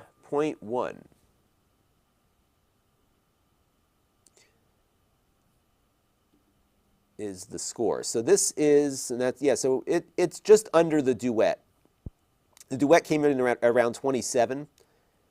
So this one is like your kind of your low end deal here, but I was not expecting more than that. So it's not as quick, at least on this benchmark. And this is the 8183. 21.1. Oh, so it's actually a little bit quicker than, or just about, I would say in the margin of error of like a Celeron N3350 that we saw on one of those cheap Chinese things back in the day.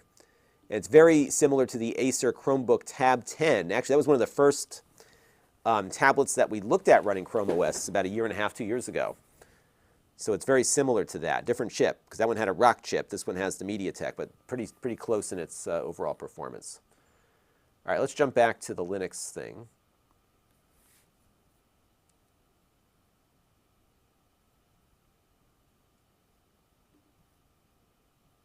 And I'm not sure what you mean, Samuel. I'm assuming it was doing 1080p at 60. Isn't that good enough? I think that's what I was sending to my capture hardware.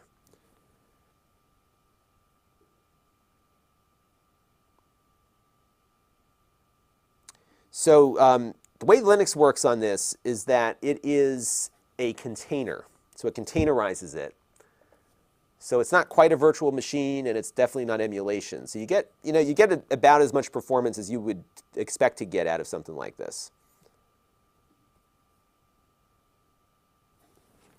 All right, so we're going to do what Joseph suggested here, which was, I'm just going to make sure I follow exactly what he's talking about to make sure I'm getting all my bases covered. So sudo apt-get update, which I did earlier.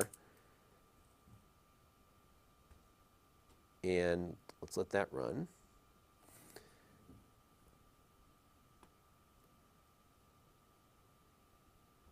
Okay. And I think that's what's happening here. So it's saying repository changed its version value from 10.4 to 10.11. This must be accepted explicitly before updates to this repository can be applied. See App Secure 8 man page for details.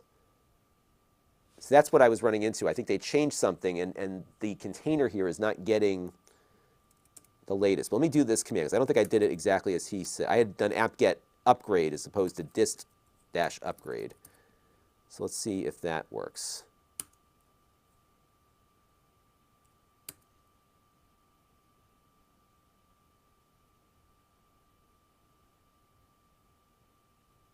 All right, so let's see if it'll do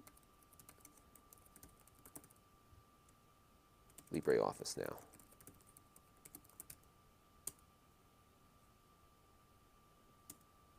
Yes, this is what happened before. It was just, it's not finding anything. So it's like defaulting to an older version of the distribution or the repository.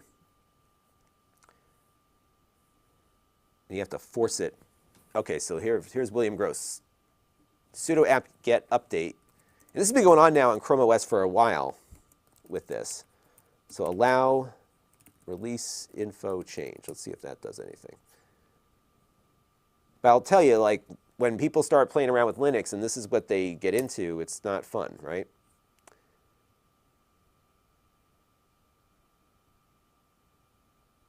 Let's see if that does it.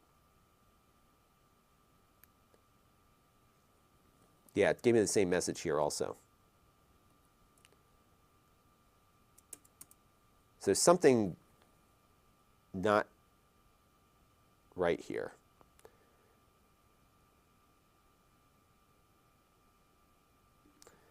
So Jeff is wondering which one is worse. So I would say that the COVID was worse than this.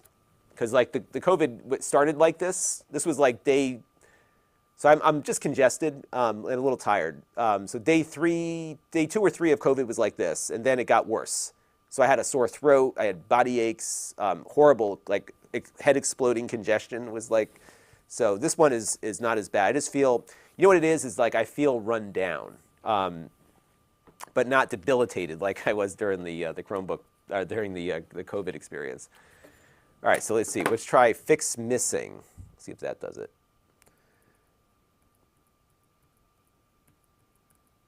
So I'm going to go back here. Oops. Update, and we'll also do fix missing. But I think what's happening is that you have to explicitly point it at something else. But let's see. Now that one went without an error. Let's try the upgrade again. This might be more promising here, everybody.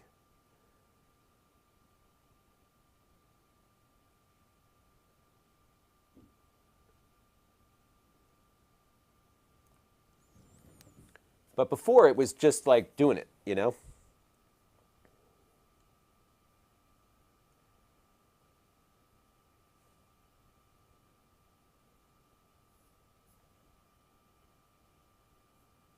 But yeah, it looks like it's doing something a lot more substantial now, so maybe this might fix it.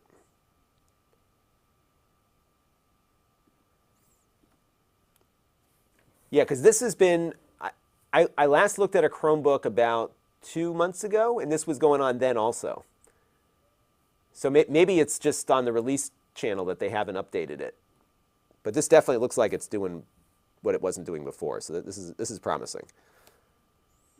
And that's exactly it. See, the one thing that I was really excited about when they brought this Linux feature over to the mainline release version of Chrome OS, I was very excited for this to become something that would, I think, get more people into Linux and seeing how valuable open source software is. It's remarkable. You know, you could buy, like I said earlier, you could buy a Raspberry Pi, and out of the box, you've got a slow but fully functional computer because all of this great software has been written for you that is very equivalent to what you'd pay Microsoft a subscription fee for. I mean, you could, you know, boot up a $35 computer, and that's all you ever need. And I was hoping that this would really, you know, because Chrome OS is, as you all know, is gaining market share, and it's in the homes of a lot of consumers. And so I was hoping that we would see, this is definitely more than what was happening before, so that's good. So I was hoping that we would see Google really push to make this more accessible to consumers while still giving the techies and developers access to this command line. But still, like a couple years later, we still just get the command line and like, here, figure it out. And I think it's such an opportunity. You know, they could be doing a real service for open source by making this more accessible to consumers, in my opinion.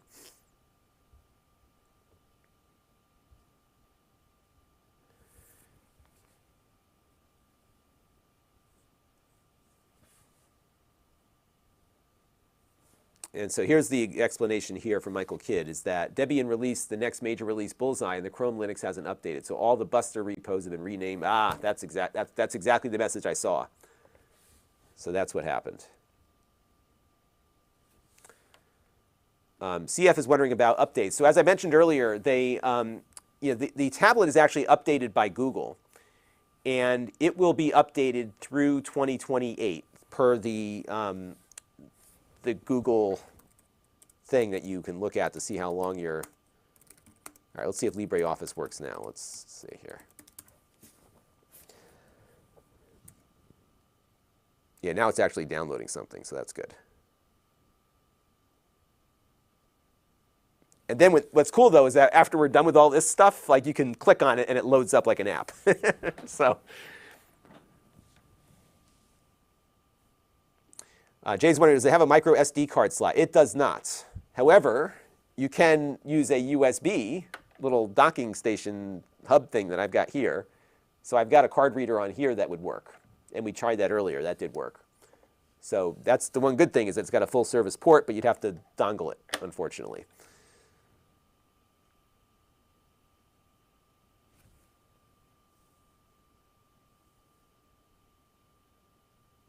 And CF says on the Android side that Lenovo hasn't been good about updating their tablets. Yeah, this will get more love than the Android stuff will, for sure. Although I think the Chrome OS version of Android does lag behind mainline Android, if I'm not mistaken, but you all can tell me if I'm wrong on that or not. Sin Like Flynn wants to know, what keyboard am I using? So while you're browsing on over on Lenovo's website, this is their TrackPoint Keyboard 2. I love this thing. Now, in full disclosure, they sent this to the channel to review a while back, but I use this now as my go-to keyboard. It's not backlit, unfortunately, but it's otherwise like a ThinkPad keyboard and TrackPoint. And it works with a dongle or Bluetooth. So right now, we've got it wired in via Bluetooth, and I have it charging right now because it's about to die. But it's great. It's expensive. I think it was over $100. But if you really like the Lenovo keyboard, the ThinkPad thing, it's awesome. And I like it just because it's compact. I also have like some of those Logitech ones. So for example, I've got my, this is what I control my system with, which this works fine too. But this one I just like better just because it feels a little bit nicer. And it's got the TrackPoint here, which sometimes is a little bit easier to work with, at least for me. I've always liked my TrackPoint nub, but I'm old school. Hey, Brian Parker is here. Hey, Brian, we got to go take our friend Doug out for dinner.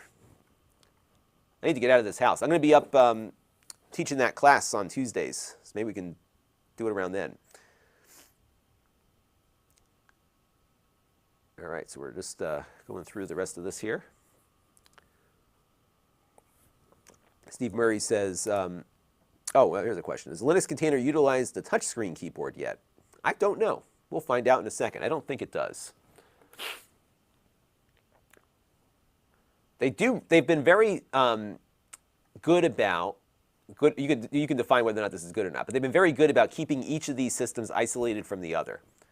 And they allow certain things to cross over.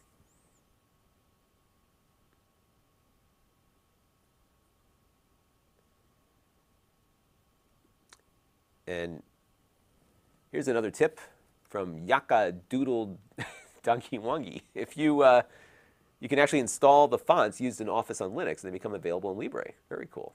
Yeah, we're installing LibreOffice right now. And what it's doing is it's going out, grabbing the right package from the repository and installing it in all the dependencies. So this often takes a while. And it takes even longer on a little ARM-based tablet here that you buy for $100.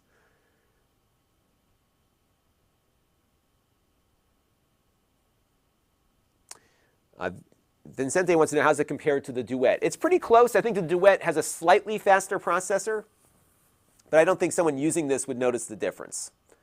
The difference, though, of course, the Duet is the total package. You get the keyboard and the case and everything in the box. This one, everything is separate.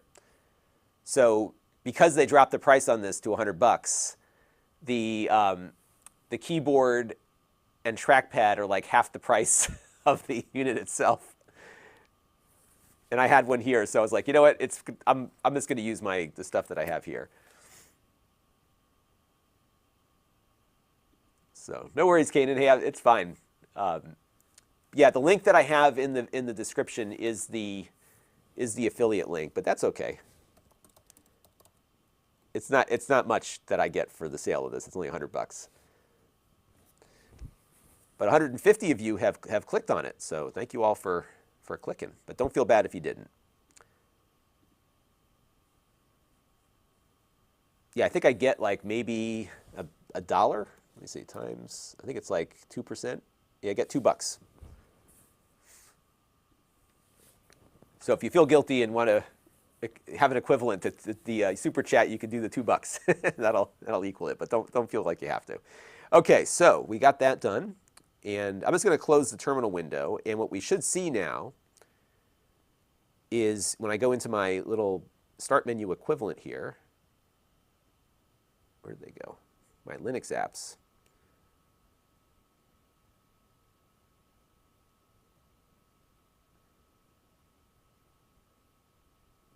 I'm like, yeah, they are. So now it's installed. So the tips that you all gave were great because that got us onto the right repository. So for example, now if I click on LibreOffice Writer, I'm going to get a Microsoft Word equivalent thing running here. Basic Pixel says $2 adds up. Yes. Yeah, if I was like, I don't even know how many of these they have left, but if I was like Marcus Brownlee doing the stream today, like I would do pretty well with, but it'd probably sell out. Let's see here. So that's the LibreOffice Writer. And somebody asked about the keyboard. So let's see if we can pull the keyboard up on. How do you get the keyboard to display? So I have a keyboard attached. I wonder if that is throwing it off. Let me turn this off. So I'll turn the Bluetooth keyboard off and see if I get. So now it can put itself into tablet mode. The on-screen keyboard, it actually said it right here. The on-screen keyboard doesn't work with Linux apps yet. So at least it tells you that it doesn't work, as opposed to you trying to futz around with it for an hour to try to figure it out. What's funny is that when I disconnect the keyboard, it goes into tablet mode. I don't know if you saw that, because the little thing there disappeared. And then we can load up another one. So we also have in this suite, there's also a spreadsheet. And these are every bit as good, I think, as what you would get on a basic Microsoft Office installation, and they all run locally. And so here we are on a little tablet. Now, granted, we don't have a lot of RAM. We've only got 4 gigs of RAM on this thing, which is being shared with the Chrome OS side of things. But I can resize this. I can even use my finger here to move it over. So I can have like 2 windows going up on screen at the same time. I could, why don't we do that real quick? Why don't we reconnect our video to the other thing. And we can even like have the windows drag across 2 different sources.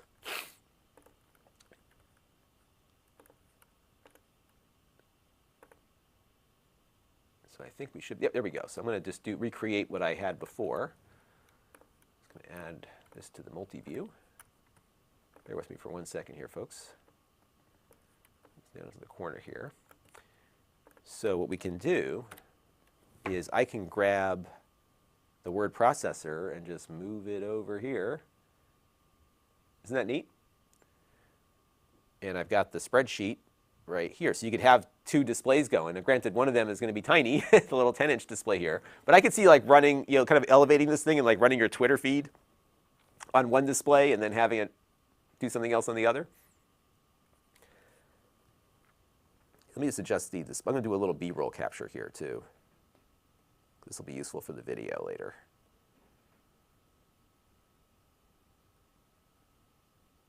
I'm just going to move the display over like this so that I can demo this nicer. So let's move the word processor back over.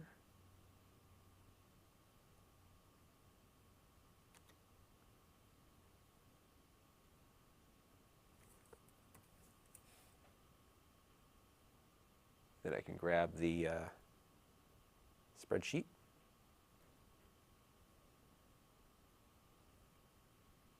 And move the word processor back over. Yeah, pretty cool. I mean, for $100, I bought this, by the way. They didn't give this one to me for free. I paid for this thing.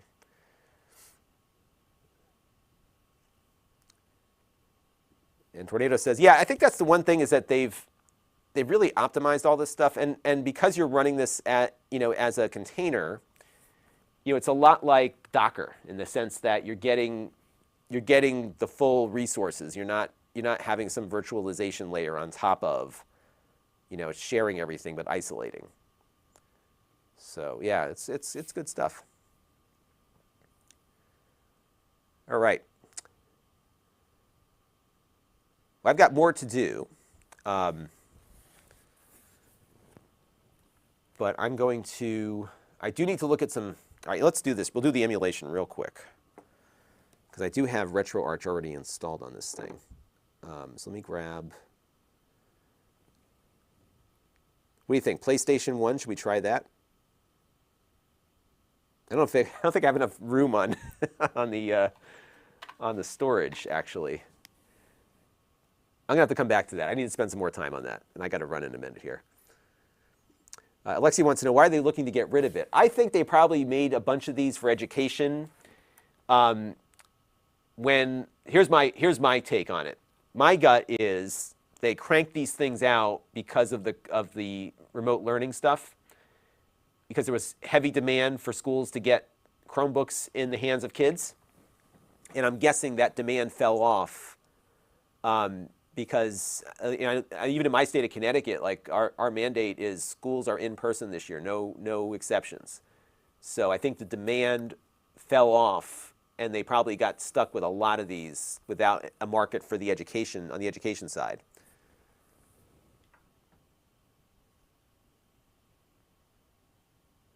And Kanan says it's a lot like a CH root. Yeah, exactly like the old Crouton days where both would run side by side. I remember I did a whole video on that. It was quite an operation to get it working, which is why it's so nice to have it all integrated. I just wish they would get that repository thing fixed because it's been broken for a few months now. Off topic, did I ever finish Half-Life Alyx? Not yet, partly because my children always like to sneak into the room while I'm playing that game and freak me out. So, in any event. Good. Well, I've got a lot here to do still. Actually, not too much more to do. I got a few more things to play around with, but we got all the basics going. We got Linux installed. We got some apps installed on Linux. We've got the Android stuff going. Yeah, you know what we could do? Let's do the 3D Mark real quick, and then I'll call it a day. Let's see if we can get Wildlife to run on this. I'm just going to disconnect the external video again, just so we don't go nuts here. Pretty cool, though, huh, folks? I mean, it seems to perform quite well. So let's try to get Wildlife running on this. I don't expect much out of this tablet from a gaming perspective. It may not be available. Let's see. Or is that part? Maybe it's part of the existing 3D. I think it's part of the existing one. And I have it installed already, so let's try that.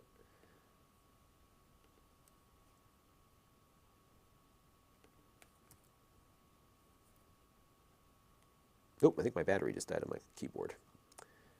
I thought I plugged it in, but apparently it's not charging off of what I installed on there. So let's start. There it goes. Okay.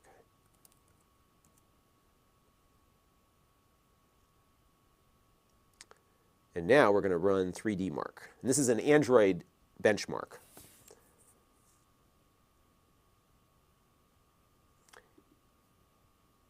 Yeah, so I will say that the storage is a bit constrained here. No question.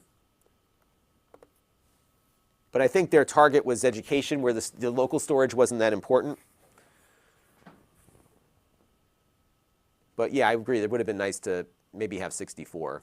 My guess is they were trying to keep the price down on this as low as they could get it. All right, so we're going to download Slingshot. And let's see if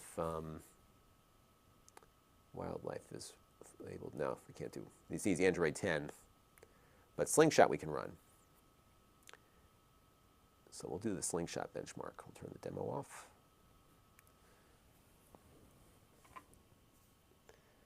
And Joseph says, if I didn't have a Duet, yeah, I think if you have a Duet, this is about the same, except the Duet, I think, had more storage and was a little bit faster.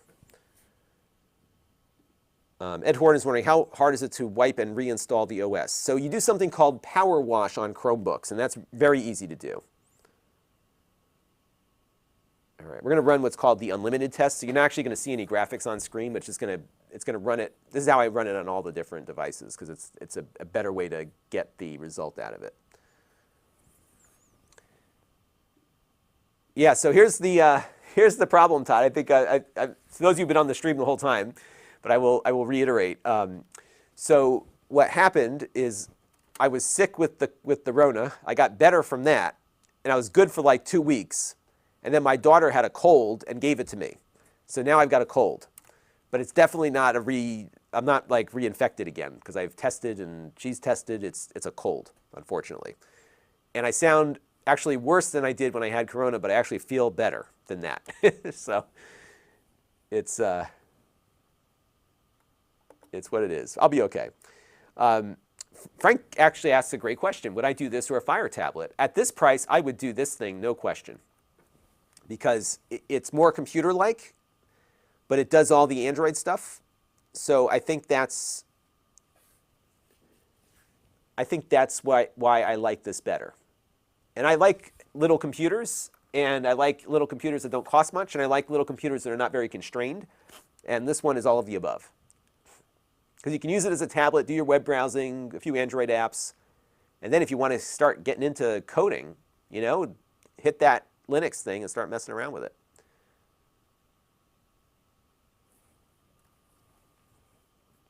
Hey, Matt Reese is here. He's heading to Norway. That sounds like an exciting trip. So Matt has had it, and see, Matt was like me. He had it and got the shot.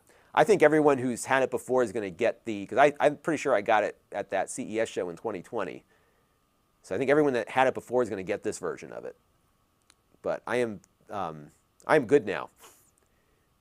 My wife and I are going to go out to I think we're going to do one of the casinos this weekend in Connecticut, because why not? We're done. We've had all of it. And I've had a cold, which I still have. Hopefully that will go away soon.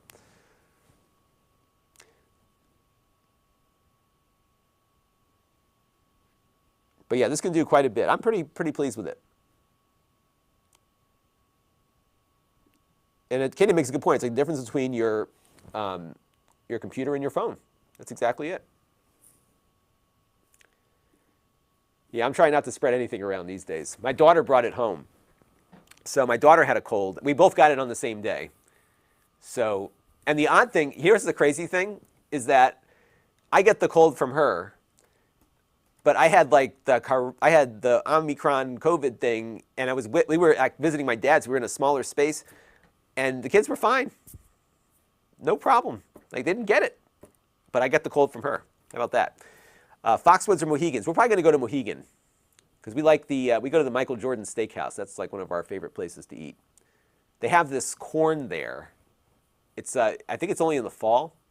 It's a side dish, of course, but they mix it. It's like local corn. We have great corn in Connecticut. When you get like to the end of summer, early fall, the corn here, the corn on the cob, it's unbelievably good. We got this farm stand in town. Like we eat it every night. We put it on the grill. It's great. So they give you they have this dish that they prepare with fresh local corn, with butter and like spicy whatever. Like it's just really, oh my God, better than the steak sometimes. Frank is wondering, did I get the flu shot? Yes, I got the flu shot. I've got my 3 COVID shots. I've been a human pincushion. I think, actually, my theory right now is that I got COVID the day I got my flu shot. That's what I think happened, because we were really good. Everybody around us was good. I still have, to this day, have no idea how I got it. But I got it when I got the flu shot at my local pharmacy. And they bring you into this little room to give you the shot. And right before they brought me in, there was a guy eating his lunch in there. And I bet you that's where it happened. But I can't say definitively. But I think the irony would be that I got the Rona when I got my flu shot. That's what I think happened. But we'll see. Oh, yeah, I saw, Matt, let Tony know I owe him an email, because he mentioned to me that he was moving back to Florida. So I would love to get him back up there doing stuff. And they actually have opened up, so I applied for this. There's 2 events coming up at NASA, which I'm really excited about. One is the rollout of the SLS, the Artemis system, with the whole stack, the big, huge rocket, the bigger than the Apollo rocket. They're rolling it out next month. So that's the first event. And the second event is the launch of it, which will be sometime in March. So we've been waiting a long time for that, Matt. So hopefully we can all get back and cover that one. Chris says the pandemic will be over soon. I agree with that. I think we are very close to the end. Especially because now all the data is starting to get collected and the studies are being completed, and I think we're in a much better place. And as bad as this Omicron thing has been, I think what it has done is it's gotten more out there, vaxxed or not, right? So we're getting really close to the finish line on it. At least the endemic is the next part, but I think that's more manageable. But I'm an optimistic person to begin with. All right, so here is I'm just going to put this into my spreadsheet here. So the score we got, and if you go to Lon.TV/benchmarks, you can follow along. Look for the 3D Mark Slingshot Unlimited on the bottom tab, and you'll see what I'm typing in here. But the score that I got here actually was a little better than the Duet when we ran it on that. So the Duet scored 1327, and this one was 1743. So I think the GPU on this is a little quicker than, let me put it below here, was a little quicker than the Duet. Chromebook 10e tablet. So we got 1,743. 10.2 FPS on test 1, 5.30 FPS on test 2. Yeah, so the GPU is a little bit quicker, and I think that is what's happening here. And then we got 14.70. All right. So Joni Marie wants to know on Amazon, I have the Lenovo Chromebook 10e. I was wanting to see what I haven't figured out yet. And you got a good price on it, Joni. So what would you like to know? Because we're actually wrapping up our stream, unfortunately. We just got a bunch of testing done on this thing. And I'm going to do a little bit more with it offline.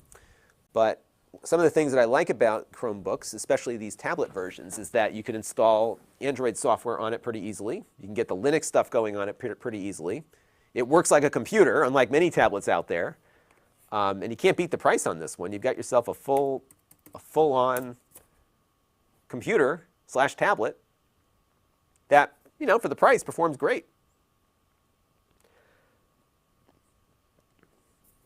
So here's the rocket that we want to go see. We have a picture of it here. Let's see. Yeah, here you go. The Space Launch System rocket. And this thing is now fully assembled. It's actually, this is an artist depiction, but it is sitting in the vehicle assembly building right now, fully stacked. The whole thing is done. So the rocket boosters are on, the big fuel tank, the crew module at the top. It's going to be unmanned on this first launch. They're going to send it around the moon and have it come back. But everything from the top down is getting thrown out. So the only thing that comes back is the very top. Everything else gets tossed in the ocean, unfortunately. And these rocket booster segments are from the space shuttle. The engines on the bottom of the tank are from the space shuttle. They're actually space shuttle engines that they've re-engineered. But it's not reusable, unlike the shuttle program. So these shuttle engines, which propelled the shuttle into space multiple times, are going to be ditched in the ocean when they launch this thing. So everything gets just discarded except the very top. So Joni was wanting to see what my thoughts are on it. I haven't really planned to play around with it yet. Yes, I'll leave you all with my thoughts on this. So what I like about it is that it functions like a computer would be, in that you've got your Chrome browser. So you can browse the web and use Google Chrome like you would on a desktop computer. And it functions like a desktop computer, especially if you got the keyboard attached to it. I would spend some time in the Android App Store, because you may, if you have an Android phone and you bought Android apps on that phone, those apps will be available if they're compatible here. Like, for example, you can install Stardew Valley, the Android version of it, right on your device. You can do game streaming on it. So you get kind of the best parts of having an Android tablet without having an Android tablet. And additionally, and granted there's some space constraints with the storage on it, but you get a more desktop-like experience. So when you connect a keyboard up to it, and we just demoed earlier, this thing, when you hook up an HDMI USB-C adapter, I got one of these little hubs. So this has an HDMI output on it, but it also takes power in. So I'm able to charge this and then plug an HDMI cable in and put it on my big monitor. So you could use this as a desktop computer. And it's not going to be a very fast computer, but it is super amazing.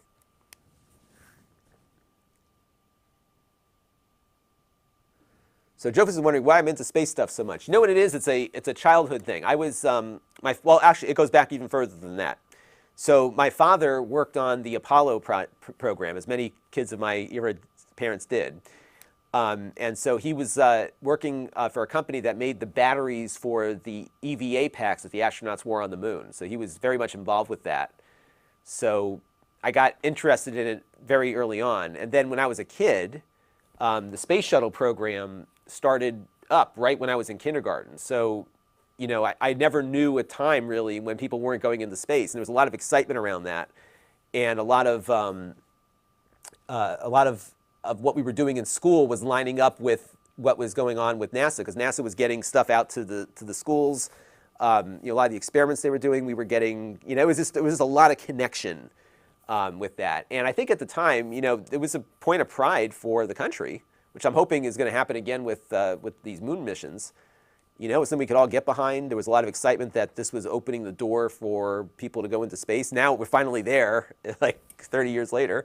But there was a lot of enthusiasm, I think, for it, and a lot of my friends were into it. And I used to watch these things all the time on TV. And of course, Challenger was an awful experience because we were all watching that launch. And Joni is a space fanatic as well. Yeah, so Joni, definitely follow me on Amazon here if you're watching on Amazon, because I'll pop on. I actually do space streams on Amazon sometimes because there's relevant products. Okay, before I go, is Minecraft Pocket Edition on the ARM Chromebook? So let's take a look. We'll just jump into the store and look for, Minecraft. I do not see it. Oh, Education Edition. But I do not see Pocket Edition. Yeah, I don't see it. Doesn't mean you can't sideload it, but it does not appear to be. Let me look on the web browser.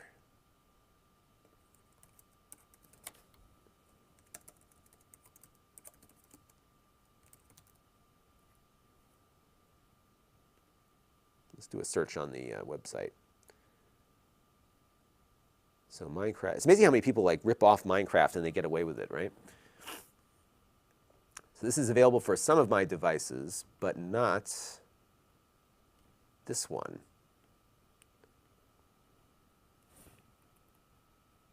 Yeah, so it looks like all of the Google Chromebook devices, so I've had a few of them, as you can all see, Google Puff, Voltier, Kukui, which is this one, and Strong Bad are all not compatible with this version of Minecraft. And I wonder if that was at the request of educators, because so many kids have these at home. I don't know. And Joel, one last question on this screen. I think the screen is fine. I think it looks fine. I mean, it's on par. It's better than a lot of cheap devices I've looked at this price. Let's put it that way. It's not too cold. It's got a good color balance, so I think it's decent. And Jay watched Neil Armstrong walk on the moon. You know, it's funny you should mention that because when I was at the last space shuttle launch, I met a guy who was working for CBS at the time of the Apollo missions.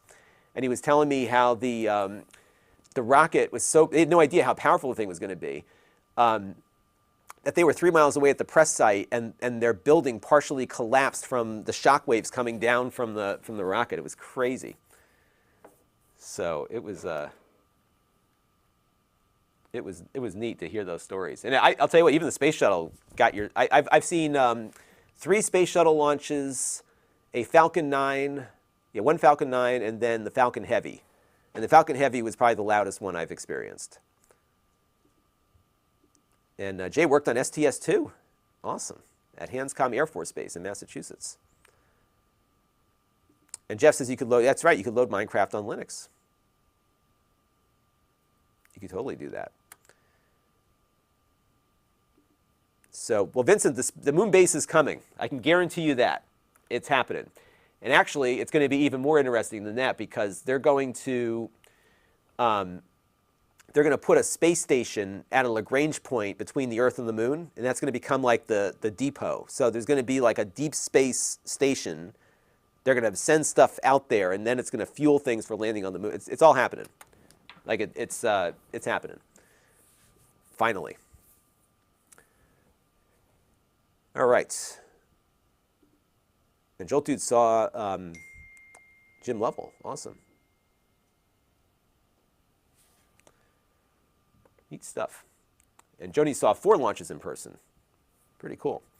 Yeah, so we'll be doing more of that space stuff. And this is a full Chrome OS. So as restrictive as you see Chrome OS is as restrictive as this is. So it is, from what I've seen so far, it does everything all the other Chromebooks we've looked at lately do. Linux, Android, browser, all there. So it is the full package. And it's good for 8 years.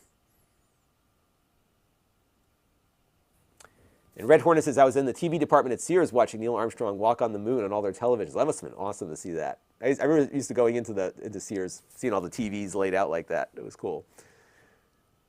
But yep, you get full Chrome OS, all the bells and whistles, and the full service USB port too. And Tornado says, hopefully my daughter will be part of what gets the lunar base in place. Search for NASA Splice. That's her project. Awesome.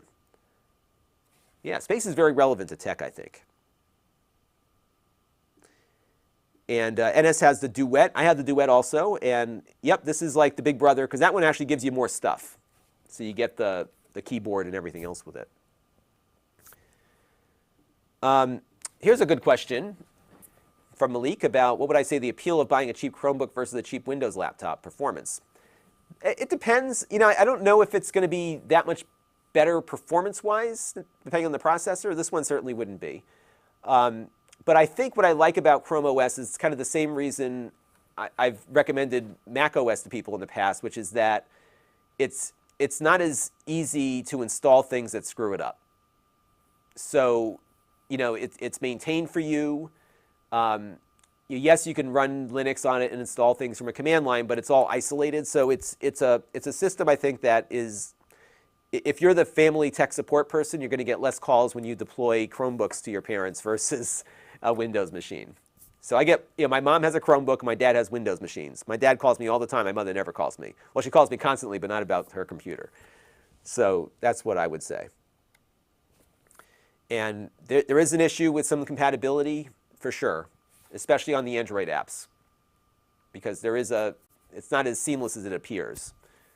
But Chrome, you know, like Windows or like Mac OS, actually runs pretty well no matter what the processor is for the basics. You know, the compatibility, when the app works, it works. And Jolt says, still a fan of the Apple ecosystem for Aunt Tilly. Ditto this for Chromebooks. Yep, exactly. For sure.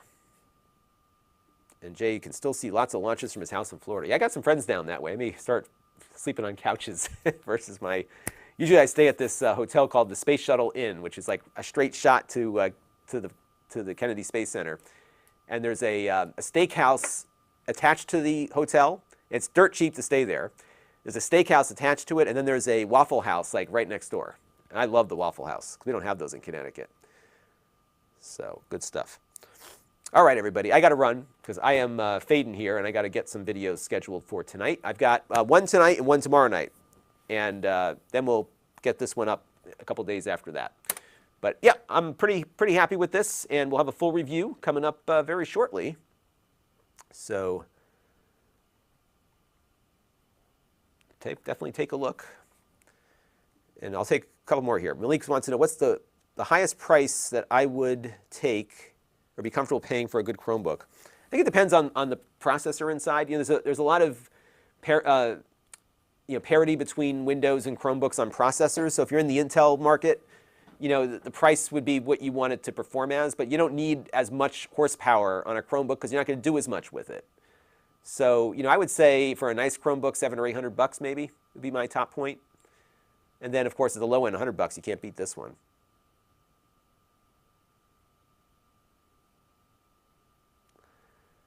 All right, I got to run. So I will catch you all on the next one, and set your notifications. If you're on Amazon, hit the follow button. And I always do this. We get something, we take it out of the box, we try to figure it out together, and we answer questions. So that's how we do it.